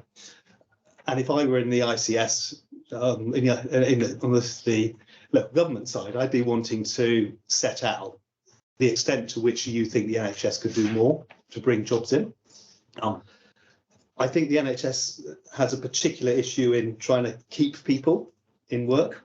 So there's a particular perspective on the access challenges, which seems to me very important. I think a proxy of days lost to work, which is a proxy for people not able to live the lives they want, but it's easier to measure that. We should be understanding whether we can do better in terms of getting people back into the workplace. Completely agree on housing. You know, we owe our staff the opportunity to live in reasonable places. A big part of our work with our hospitals charity is providing subsidised housing to enable staff to work in a very expensive part of the world. So I would have framed this about what are the strategies for healthy economies in our local authorities, and how do the NHS align better with that? Which is not to say I'm not interested in all the stuff that Alex has talked about. In our clinical strategy is how we can be a better anchor institution. And Alex referenced one of the events that we've held of sort of thinking about that. But that seems to me something we ought to be able to do on our own. I think understanding the economic strategies for local government is something the NHS should know more about. And that's what I would have framed this item about. I think that's a very good point. Certainly in terms of key worker housing, I would like to imagine that key worker housing is increasingly a priority for all councils in this area, although it's a very challenging thing to deliver. I see that it's necessary to maintain a lot of important public services in a very high cost of living area. I think I would be quite interested to know what the kind of workforce profile is for some of the larger kind of NHS employers, because what is the travel to work area, for example, where staff being drawn from? It'd be helpful to inform what could be done and what we would expect the workforce to look like based on that information. Did I see your hand up, David? No, I didn't see your hand up. Right. Then we'll go online where I've got County Councillor Tim something. Bearder. Calling in from the suboptimal city of Oxford. I thought you were probably up Mount Everest or something. It's just no heating in Oxford. Fine. I got climate change, so I'm minimising my energy bills. I wonder if you know, economic development is something that we should frame in the context of the NHS. It has the possibility of bringing in perverse incentives. You know, my impression of what the NHS should do is improve people's quality of lives and their health and the well-being of our population. And if we get, you know, the NHS who driving economic development, I think then we have the potential to bring in perverse incentives in people who are bringing about healthcare. You know, I don't think it manifestly changes a lot of the kind of shared objectives that we're all trying to achieve. Where if we change it from economic development to quality of life, we still want to provide quality housing, you know, good infrastructure, which is hopefully active and public transport, so that people can get to work easily, but also they're not, you know, having all the kind of obesity issues that come with sitting in a car for hours on end and not having any active involvement in their lives. You know, we had a presentation by the NHS just recently about the work they want to do in Warnford, which is the area of Oxford and Headington, which is already horribly congested. And as you know, Oxford has a housing crisis. And instead of turning the old listed Warnford buildings into housing, they want to turn it into a college, bringing yet more people on top of the development of the hospital into that area of Oxford, which is chronically congested, and they're putting in an underground car park. You know, so when we bundle in all of these you know, drivers of the economy, we end up getting the wrong incentives. And what we should be doing is, you know, as an elected representative on a council, my interest is in what local people want to see, and you know, we have a huge amount of development in Oxfordshire. Previous administrations have fostered on the Oxfordshire Growth Deal, which is going to increase the numbers of houses in the county by a third by the mid 2030s. So I think residents had quite enough economic development. What they want to see is quality of life, access to green spaces, you know, less roads, less congestion, less cars. So that would be my thought on this. You think everybody in Blackbird Leys has had enough of economic development? I think what people in Blackbird Leeds want is their quality of life increased. The fallacy of this trickle down effect, where we have spin outs from the university creating drugs, and that will improve the quality of life of people in Blackbird Leeds, is a fallacy. Liz. Thank you. Well, I'd just like to pick up a couple of things that Tim said, and a lot of what he said is absolutely right. But I do think that actually, going back to your point, Jason, about people in Blackbird Leeds, I think one of the things that we are not very good at and we need to think about is how we can, it's picking up what I said earlier, which is about equalities and equity and access and the things that give people the opportunity for a better way of life. So I think there's a couple of things I want to say. First of all, I'd like to say thanks, Alex, very much for your presentation, which is really appreciated. And I really am pleased about the fact that there's so much work going on between the county and other councils and the university. It's making a big difference, and some of the evidence-based work that you're doing is going to really be helpful to us. But I think the main thing here is, what do we mean by the NHS being partners in socio-economic development? There are obvious areas in which the NHS and indeed us as an ICS can get involved in helping people to improve their lives, earn more money, have a better way of life generally. And part of that is about what we've talked about earlier, which is prevention. The more healthy people are, the more likely they are to be able to be actively employed and find good jobs. And by the way, I think that the work that's coming into the county from people investing in scientific businesses, in STEM businesses particularly, doesn't mean just that we're going to have highly educated people with PhDs working in the county. There are lots and lots of much wider opportunities that we need to think about for people who maybe don't have university degrees, but maybe want to work in those sorts of areas. So I think we have to think in the roundabout how we can bring people. There's all sorts of work that, for example, Oxford Brookes is doing, which is apprenticeships in the health sector. All of those things are things that we can develop, I think, across the Bob ICB, because we do have a number of universities in the area, and we should be looking to work with them as well as with Oxford University and Oxford Brookes. The other thing I think is really important is when we talk about prevention, when we're talking about improved health outcomes for everybody, we must think also about people who are working in the NHS. One of the things that Tim mentioned is the fact that we have a lot of congestion. I'm sure it's true in Reading as it is elsewhere, that we have enormous amounts of traffic. It's very difficult for people to travel around. We need to be working with our health partners. We as local authorities need to be working with our health partners to make sure that we give people the opportunities to travel, to use more active travel opportunities for getting to work.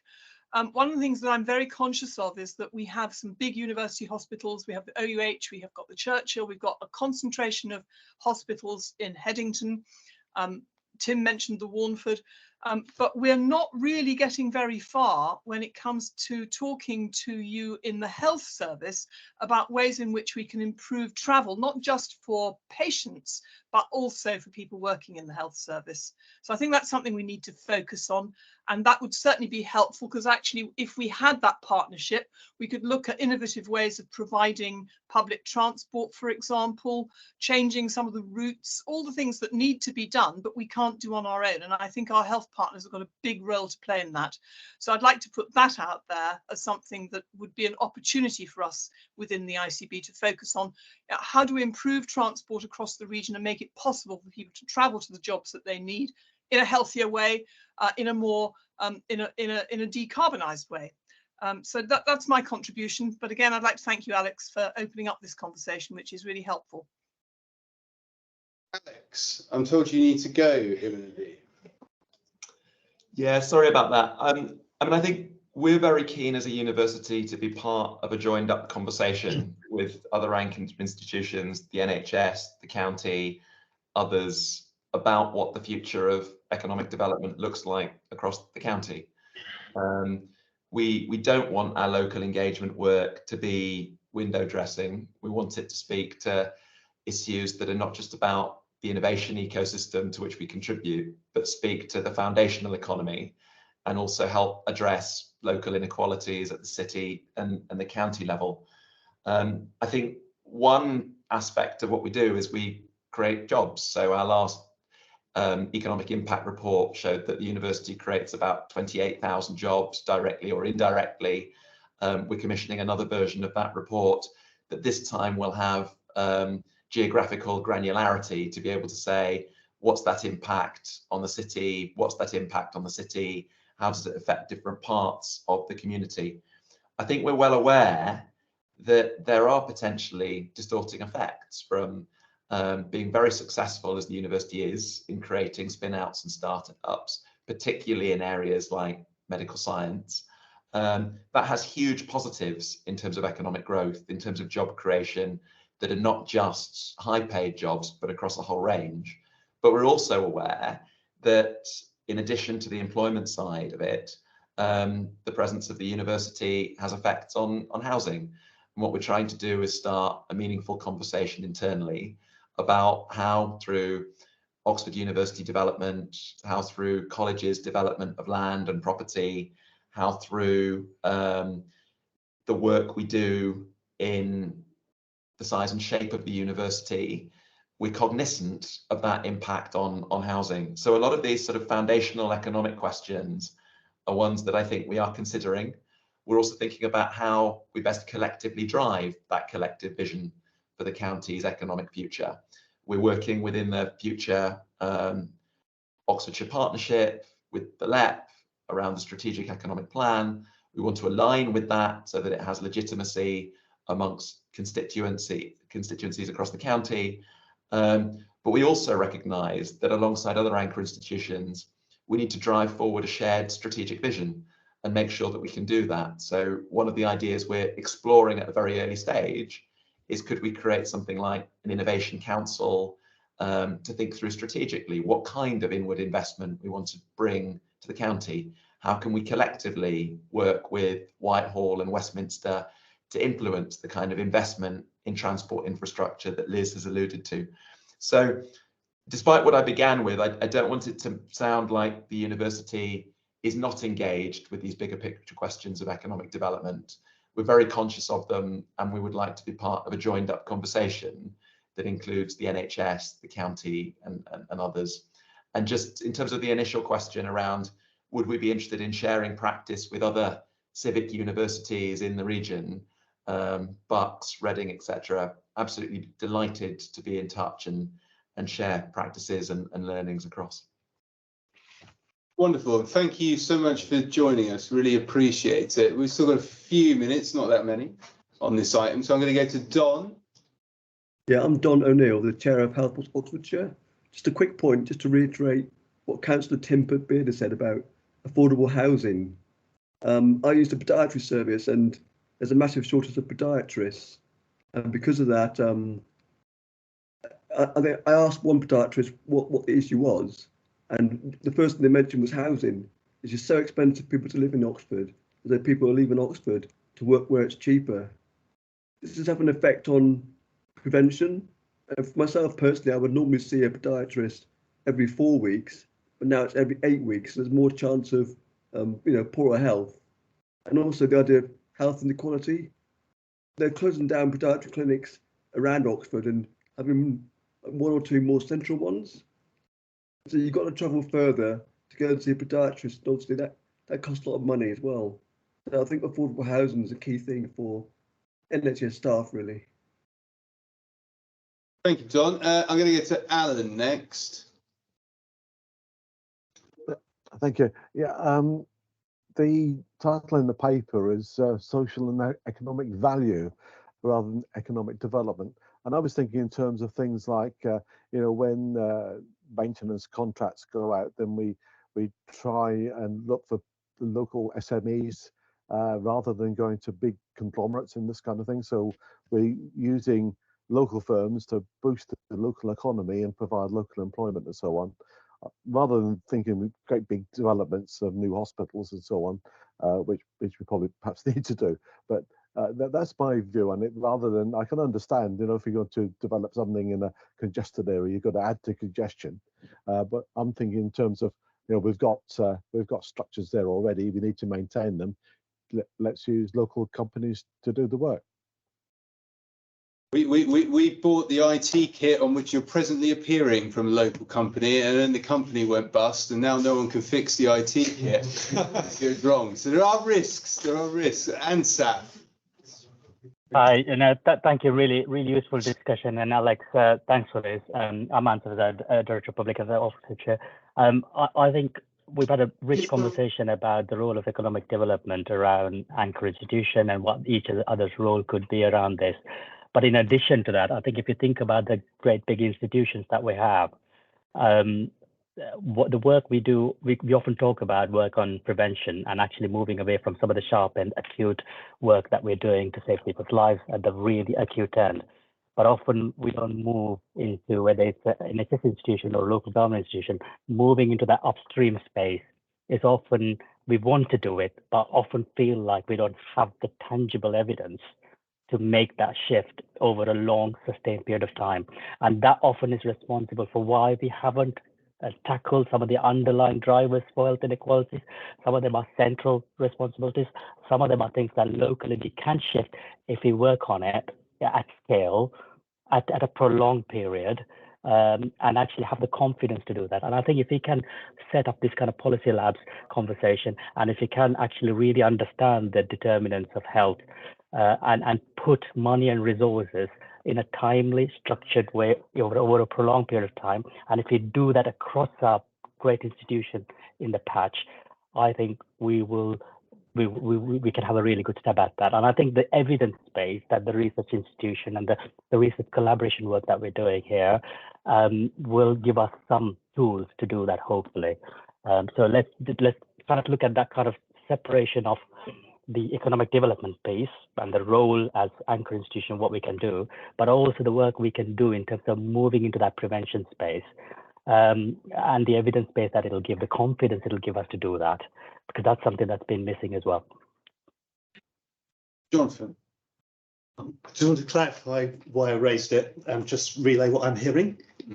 So the challenge I'd made was, why are we not hearing from our local government partners about their economic and enterprise strategies? Because if I go onto your website, I can see strategies. If I go onto Oxfordshire's, there's a whole load of it about life sciences. What I'm hearing in this discussion is that the ICP doesn't want to get into that space. What it wants to get into is anchor institution responsibilities, but not economic development. And I'm quite happy with that if that's what the local government partners are saying, but I'm not sure it's what I would say if I were you. I think there's a need for the local government partners perhaps to have a slightly further discussion around it. It is my view, having only heard from one part of the system who seemed more reticent perhaps to engage in a conversation around that than others, but there's this, the conversation we can pick up again elsewhere, I think. Where have we left everything else here? This is a very kind of wonderful discussion, but I'm slightly unclear as to what conclusions we were supposed to end up wending our way towards.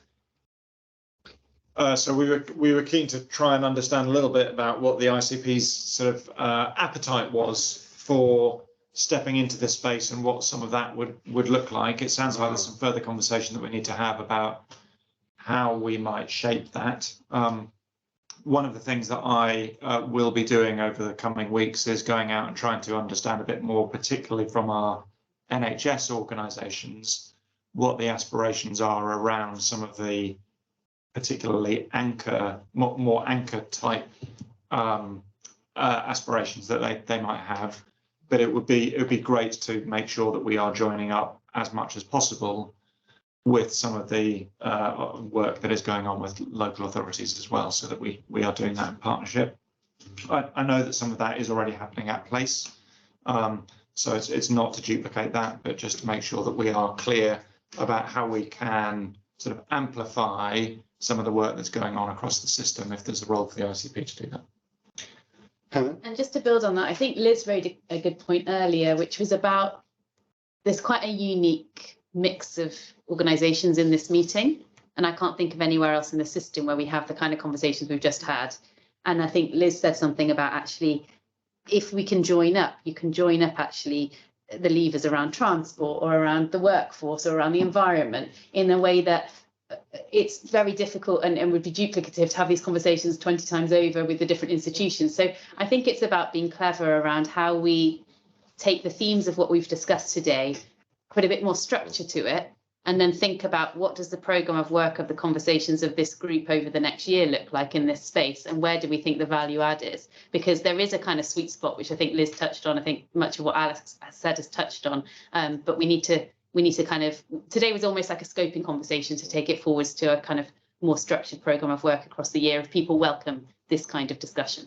But from an NHS point of view, we can't really, if we don't really discuss it in this room, we can't really do this outside, because this is all about how we work together. So we'd be very keen, but it's if others see the value in it. I would be very keen.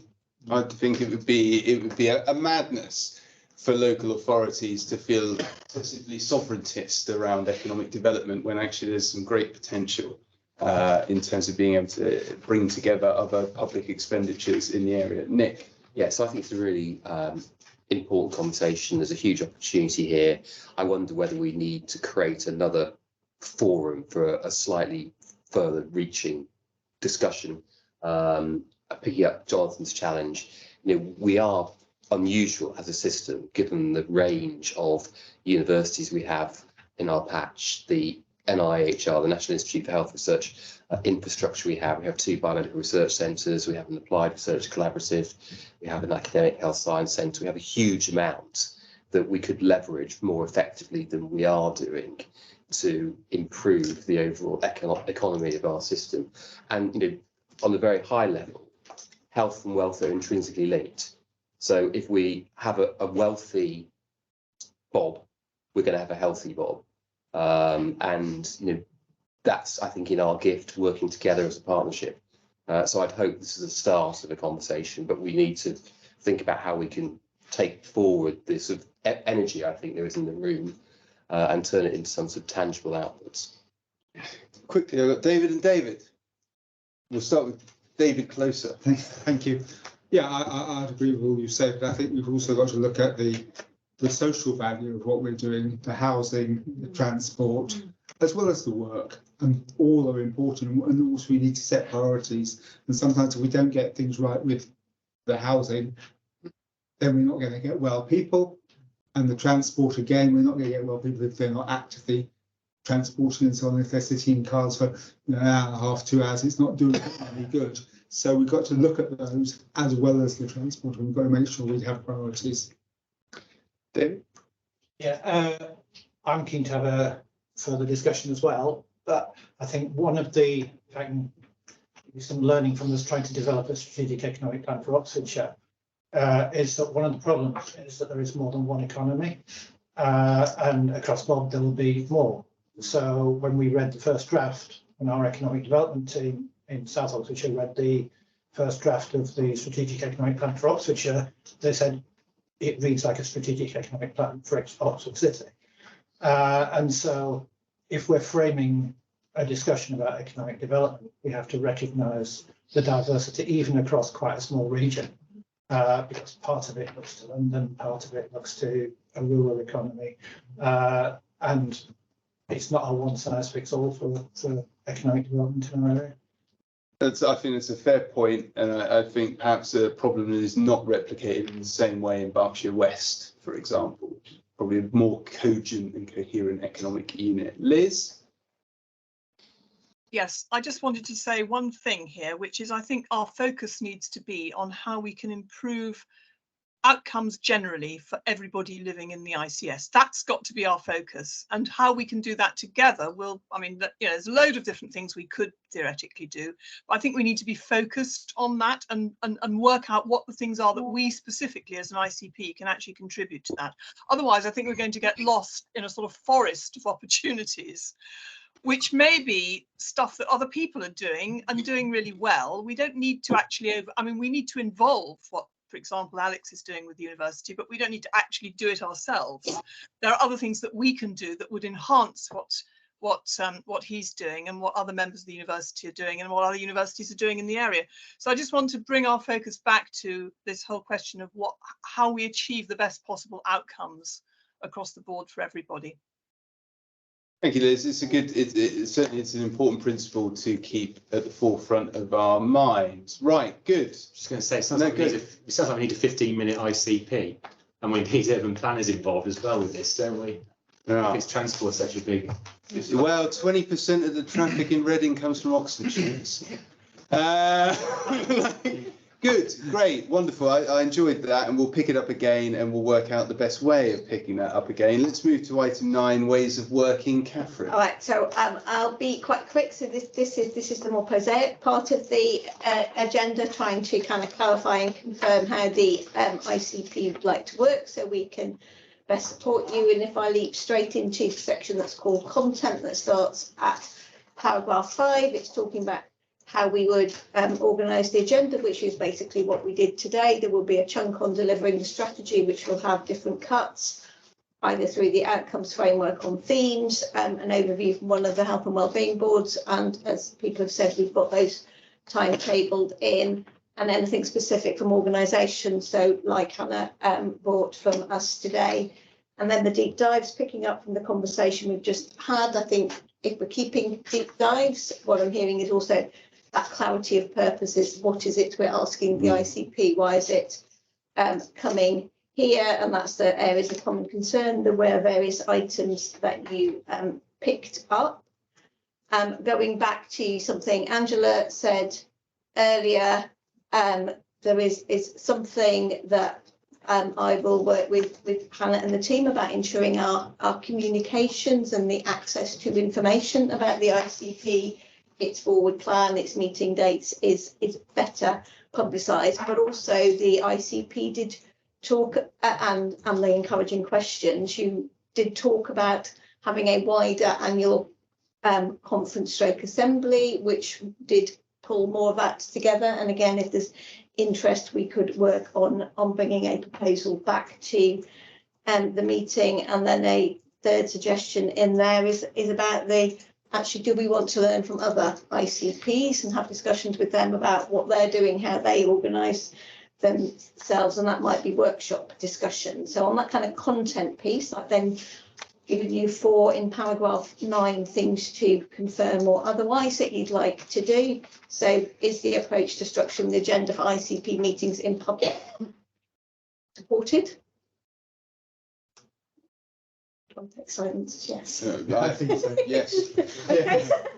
The draft forward plan, I think, we need to do more work on, and I think probably like with Hannah, I need to do some thinking. I picked up a conversation with one of the chief execs of one of the local authorities about thinking about how we have a better coordination amongst the local authorities and the ICB in terms of preparing the items and the forward plan for the agenda. So I'll pick that up and send something out.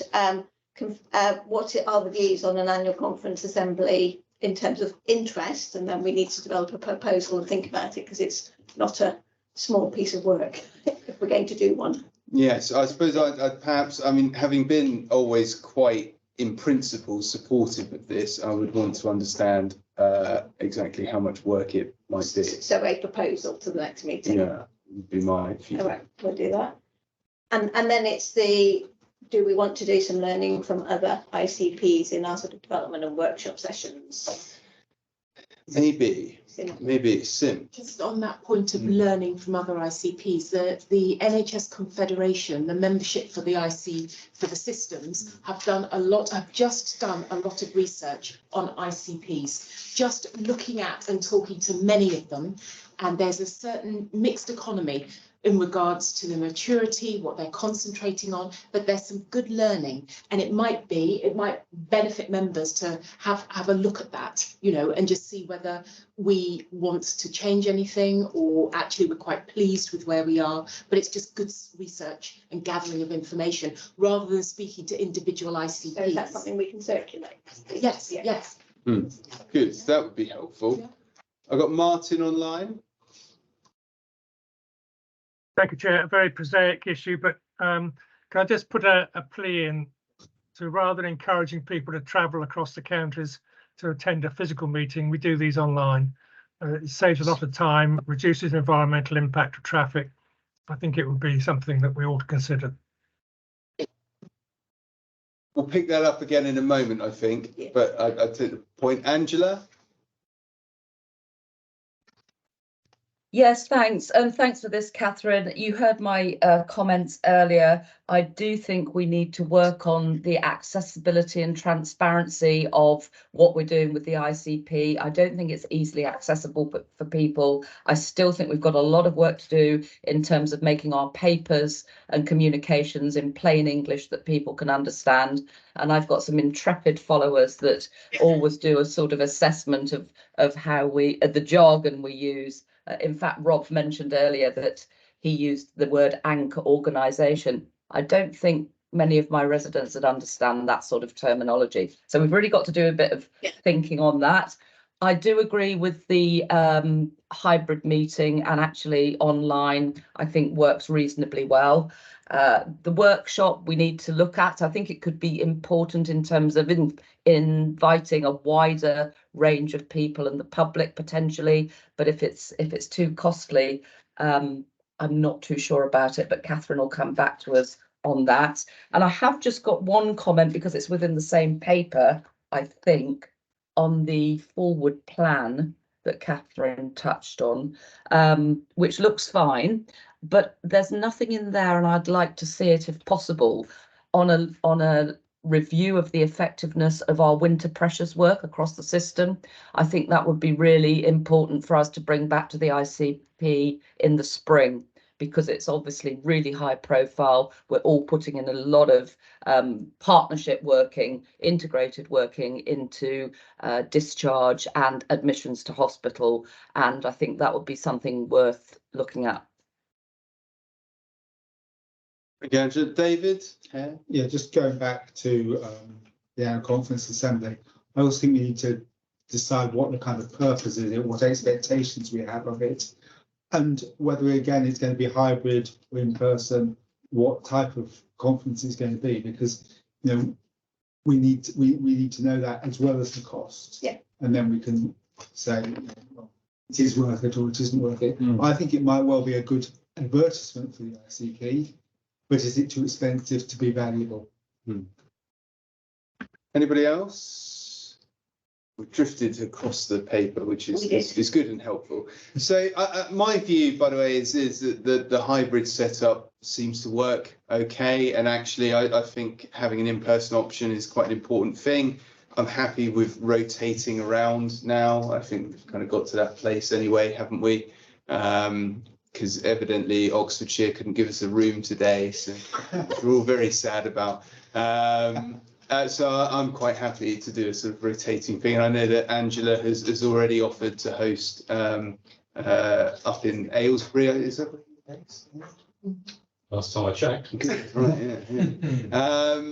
yeah. In January, so that would be good. I assume everybody's okay with that, generally speaking. Yeah, hybrid options. Yeah. Good. Fine. What else do we need to? So little bits on terms of reference. Yes. So there's one that is straight forward in that the Academic Health Sciences Network has changed its name to the Health Innovation Network. So we need to change that reference in the terms of reference. I think we're getting close to the Director of Adult Social Care and Director of Children's, because the two groups are working amongst themselves, and will formally make some nominations to the local authority members. It's the area that was touched on in your last workshop discussion, which needs discussion and decision by the Integrated Care Partnership. Currently, within the terms of reference for the acute provider representative, mental health representative and the GP representative, there is a requirement that between them, they cover the 3 geographical areas. We realise, having had one member resign, that puts us in a sort of bind is not quite the right word, but we can't get out of it. And yeah, for example, so if Jonathan stood down as the acute hospital representative, we still have to look to Oxfordshire, and we only have one acute hospital in Oxfordshire. So is that still the right? And I know, yeah, we put it in to ensure we have geographical representation. We have geographical representation from our local authority colleagues. The reason it came up was our GP member has resigned from the ICP, and at the moment, as written, we would only be able to go to Buckinghamshire GPs to fill that role. And it's, you know, if that's what the ICP wants to remain, that will remain. But it worked when we were looking at all three placed together. It doesn't work when we look at one in isolation. So, but we need a decision by the ICP on that before that is changed. And what's the proposed wording of the change is just to remove the geographical restriction altogether, so they can all come from one place. Exactly. And that might be a bit more. Okay, well, that's exactly why I opposed it. Yeah. That was okay, so I think the proposal was to come here so we could either remove it completely, or we can leave it, we can remove it completely, or we can say they can't all come from the same place. Yes, I mean, I would be happy with a sort of compromise position where they cannot all come from one place. I think that's an important principle. I can see the pragmatic difficulties of the current requirements. Martin. Yeah, sorry, just to enter this meeting for a second. I opposed it when we set this up and we did the terms of reference was to ensure geographic representation. The way it read in the note that came round, literally you could have all of them coming from one bit of geography, which I think would be very undesirable. I'm not saying that wouldn't be the outcome, but that's technically what could happen in the way it was phrased. For example, you know, if one GP, you know, can't attend, why can't we have another GP from the same geography? I don't see a problem with that, frankly. You know, if there's an issue with a hospital, there only being one hospital, that I understand. You know, that's quite sensible. So we need to have the flexibility that can get around that.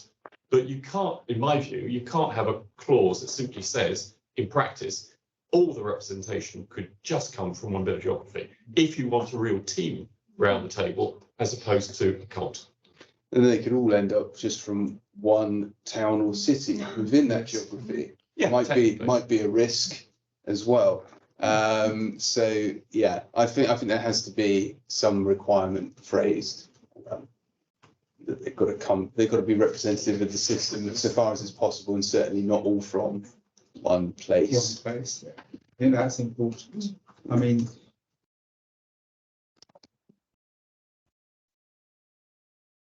no? Yeah, it's quite difficult to play it through every time you get a vacancy, isn't it? Yes. But if we say they're not all from one place, we give more, more freedom, but make sure that it isn't all free from Oxford or Reading or wherever, so that you know we're giving some geographical spread. But there is I would have said reasonable geographical spread in here anyway. But we want to make sure that the active parties, as it were, are also reasonably geographically spread, if not totally. Sorry, Laurie Powell, dentist, representative of Pod.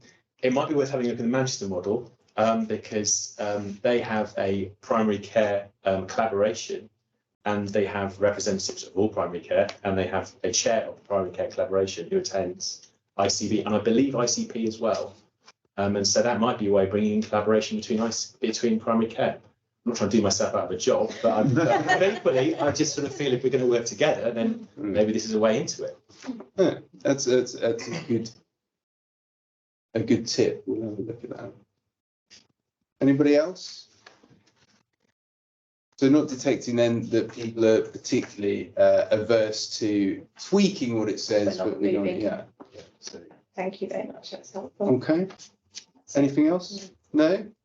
Wonderful. That takes us to a sort of generic any other business item. Nothing was notified in advance. Angela's already mentioned about we had the one from Angela on the primary care. Yeah, the primary care strategy. Did you need to say anything further on that, Angela? Or? No, I did notify it in advance, and then out of the woodwork it popped into the public domain. So I was just concerned that there hadn't really been any, as far as I'm aware, chat beforehand with councillors and inclusivity before it was produced and publicised, and that just didn't feel right to me.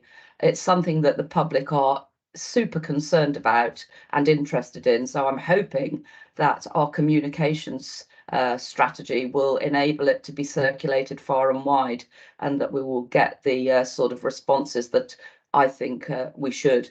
So yeah, I was just sort of surprised that we hadn't discussed this beforehand as a group. I'll come in as well on that at some point. Yeah, go on, come in now, Mike. Yeah, I completely support Angela. I mean, I still haven't seen it, by the way. I think it's in my inbox now. But we went up to a meeting in Buckingham last week. There's nothing to see. There's nothing to see. We haven't done it yet. It's out for consultation. No, it's not even that. No, it's not. No, it's not. No, we're starting it. Yeah. So yeah, the primary care strategy is being developed right now. Yeah, presumably you have some terms of reference, or there must be a statement of what you want to achieve. There is that, yes, but we haven't even got a draft to go out to engage with colleagues about. So there's work ongoing, which has been ongoing for a few weeks, and colleagues from around this table have been contributing to that. Who's contributed to it? Okay, let me just step back for a second. Andrew and I were up at a meeting in Buckingham last week. Sorry. Sorry, Jonathan. Go on. Sorry. And this completely dominated the whole meeting. I mean, it nearly lasted an hour and a half, and we never got off the topic of basically GP, dentistry, all the sort of primary care access, because Buckingham is growing so fast, big new housing estates going up, little or no GP representation there. We've also got a piece of work that's been going on in one of our select committees looking at GP practice as well, which you'll know about, which has come back with some quite strong recommendations. I'm really not clear what the GP and primary care strategy is for the Bob footprint. I don't know who's driving it. I don't know where it's got to. Andrew and I spoke about actually having it as an item on this agenda. Now, if something's being done, that's great. I know nothing about that. Maybe I shouldn't. Maybe it's not something that I should be bothered about. But I do know it's a massive issue for my residents and for my members. And it would be really good to know what's going on. So I received yesterday, and the first I'd heard of it was maybe 5 PowerPoint slides of kind of general material about the concept of having a primary care strategy, and an announcement that a consultation had opened there. So is that all there is? So the first draft of the strategy, which is in the process of being developed, and it's work that's been ongoing now for several weeks, It involved lots of people. So we had an event in High Wycombe about 3-4 weeks ago, 140 attendees representing full range of stakeholders, including Health Watch, including local authority representation, directors of public health, etc. So the first draft will be circulated mid-December, all being well, to the public for public input to key partners, and then there'll be a process of engagement from that point on until when we hope we'll be able to ratify the final document in April. So can we discuss it at the January? Yes. Yeah, I think that's a really good idea. But in essence, you haven't missed anything. There's no document out there which you haven't been cited on, because there isn't anything. We are developing something which will be disseminated, all being well, in about 3 weeks' time. So just again, councils are political organisations. We have elected members. Yeah, I'm not clear, and doesn't sound like Jason is either, and Angela and I certainly were. Maybe David and David have been. I have no idea. I'm not clear to what extent any elected members have been involved in this. No. So okay, it's effectively a partnership body. Yeah, indeed. But there will now be plenty of opportunity for you to be involved. But we wanted to do something to stimulate the conversation. So there's been some initial work to create this draft, the first draft. I think, and then it will be refined thereafter with your inputs and the inputs of other partners and the input of the public. I'm confused. Is there a draft or not a draft? Because you said just now. No, I think it's very clear. We've yet to produce the first draft. It's being worked up as we speak, Martin. So it should be ready to go out, as I said, mid-December. But as of today, there's no document. Nothing exists today. Well, obviously, so there's something, because you don't just produce this thing overnight. But there's nothing which we could usefully circulate at this moment in time. You wouldn't show me your draft budget before you finished it, would you? But I think also that's one of these half-dozen slides you've got. I'll show you them. You must have them as well. It's also anything engaged at this point. There's a communications platform And I think this is an evolving thing. So also it's not that we're cooking up something and then we're going to share it and say, does everyone rubber stamp this? It's more about, is this a good description of the kind of issues that you're hearing from your constituents and the public about? If it's not, what do we need to be leaning into? Let's shape it together. So that's very much this next phase of work. And I think we can have that conversation in January in this forum as well. Might you also perhaps let us know who it was that you invited from the local authorities to, because I might also be slightly annoyed that they haven't mentioned it to me. So it would be helpful for me to know. Okay. We can follow up. We can find out, yeah. It links really into some of the, because we've got big housing and growth agendas. A lot of new housing are going to be built in the next few years. And making sure that the land is there, the money is there, you know, in the right place at the right time for us as local councils is absolutely fundamental. And it just feels like there's a bit of a disconnect at the moment, judging by the conversation that I had last week. Okay, well, if that's the case, we can only apologise. Clearly, that's not how we'd like things to be. You know, clearly, in relation to primary care, it's essential that we engage with all partners, given the fundamental importance of primary care. As I hopefully set out, we intend to engage very comprehensively from now on. We've got a number of months to refine this piece of work, to refine the final version of the strategy before it's signed off. And there'll be plenty of opportunity for you, for other colleagues, to influence what that final document looks like. We'll have a good discussion at the next ICP. I am quite sure. Right. We will need a long time. Good. Excellent. Thank you, everybody in the room and online, and we'll see you all on the 17th of January, 2024. Wow. Thank you.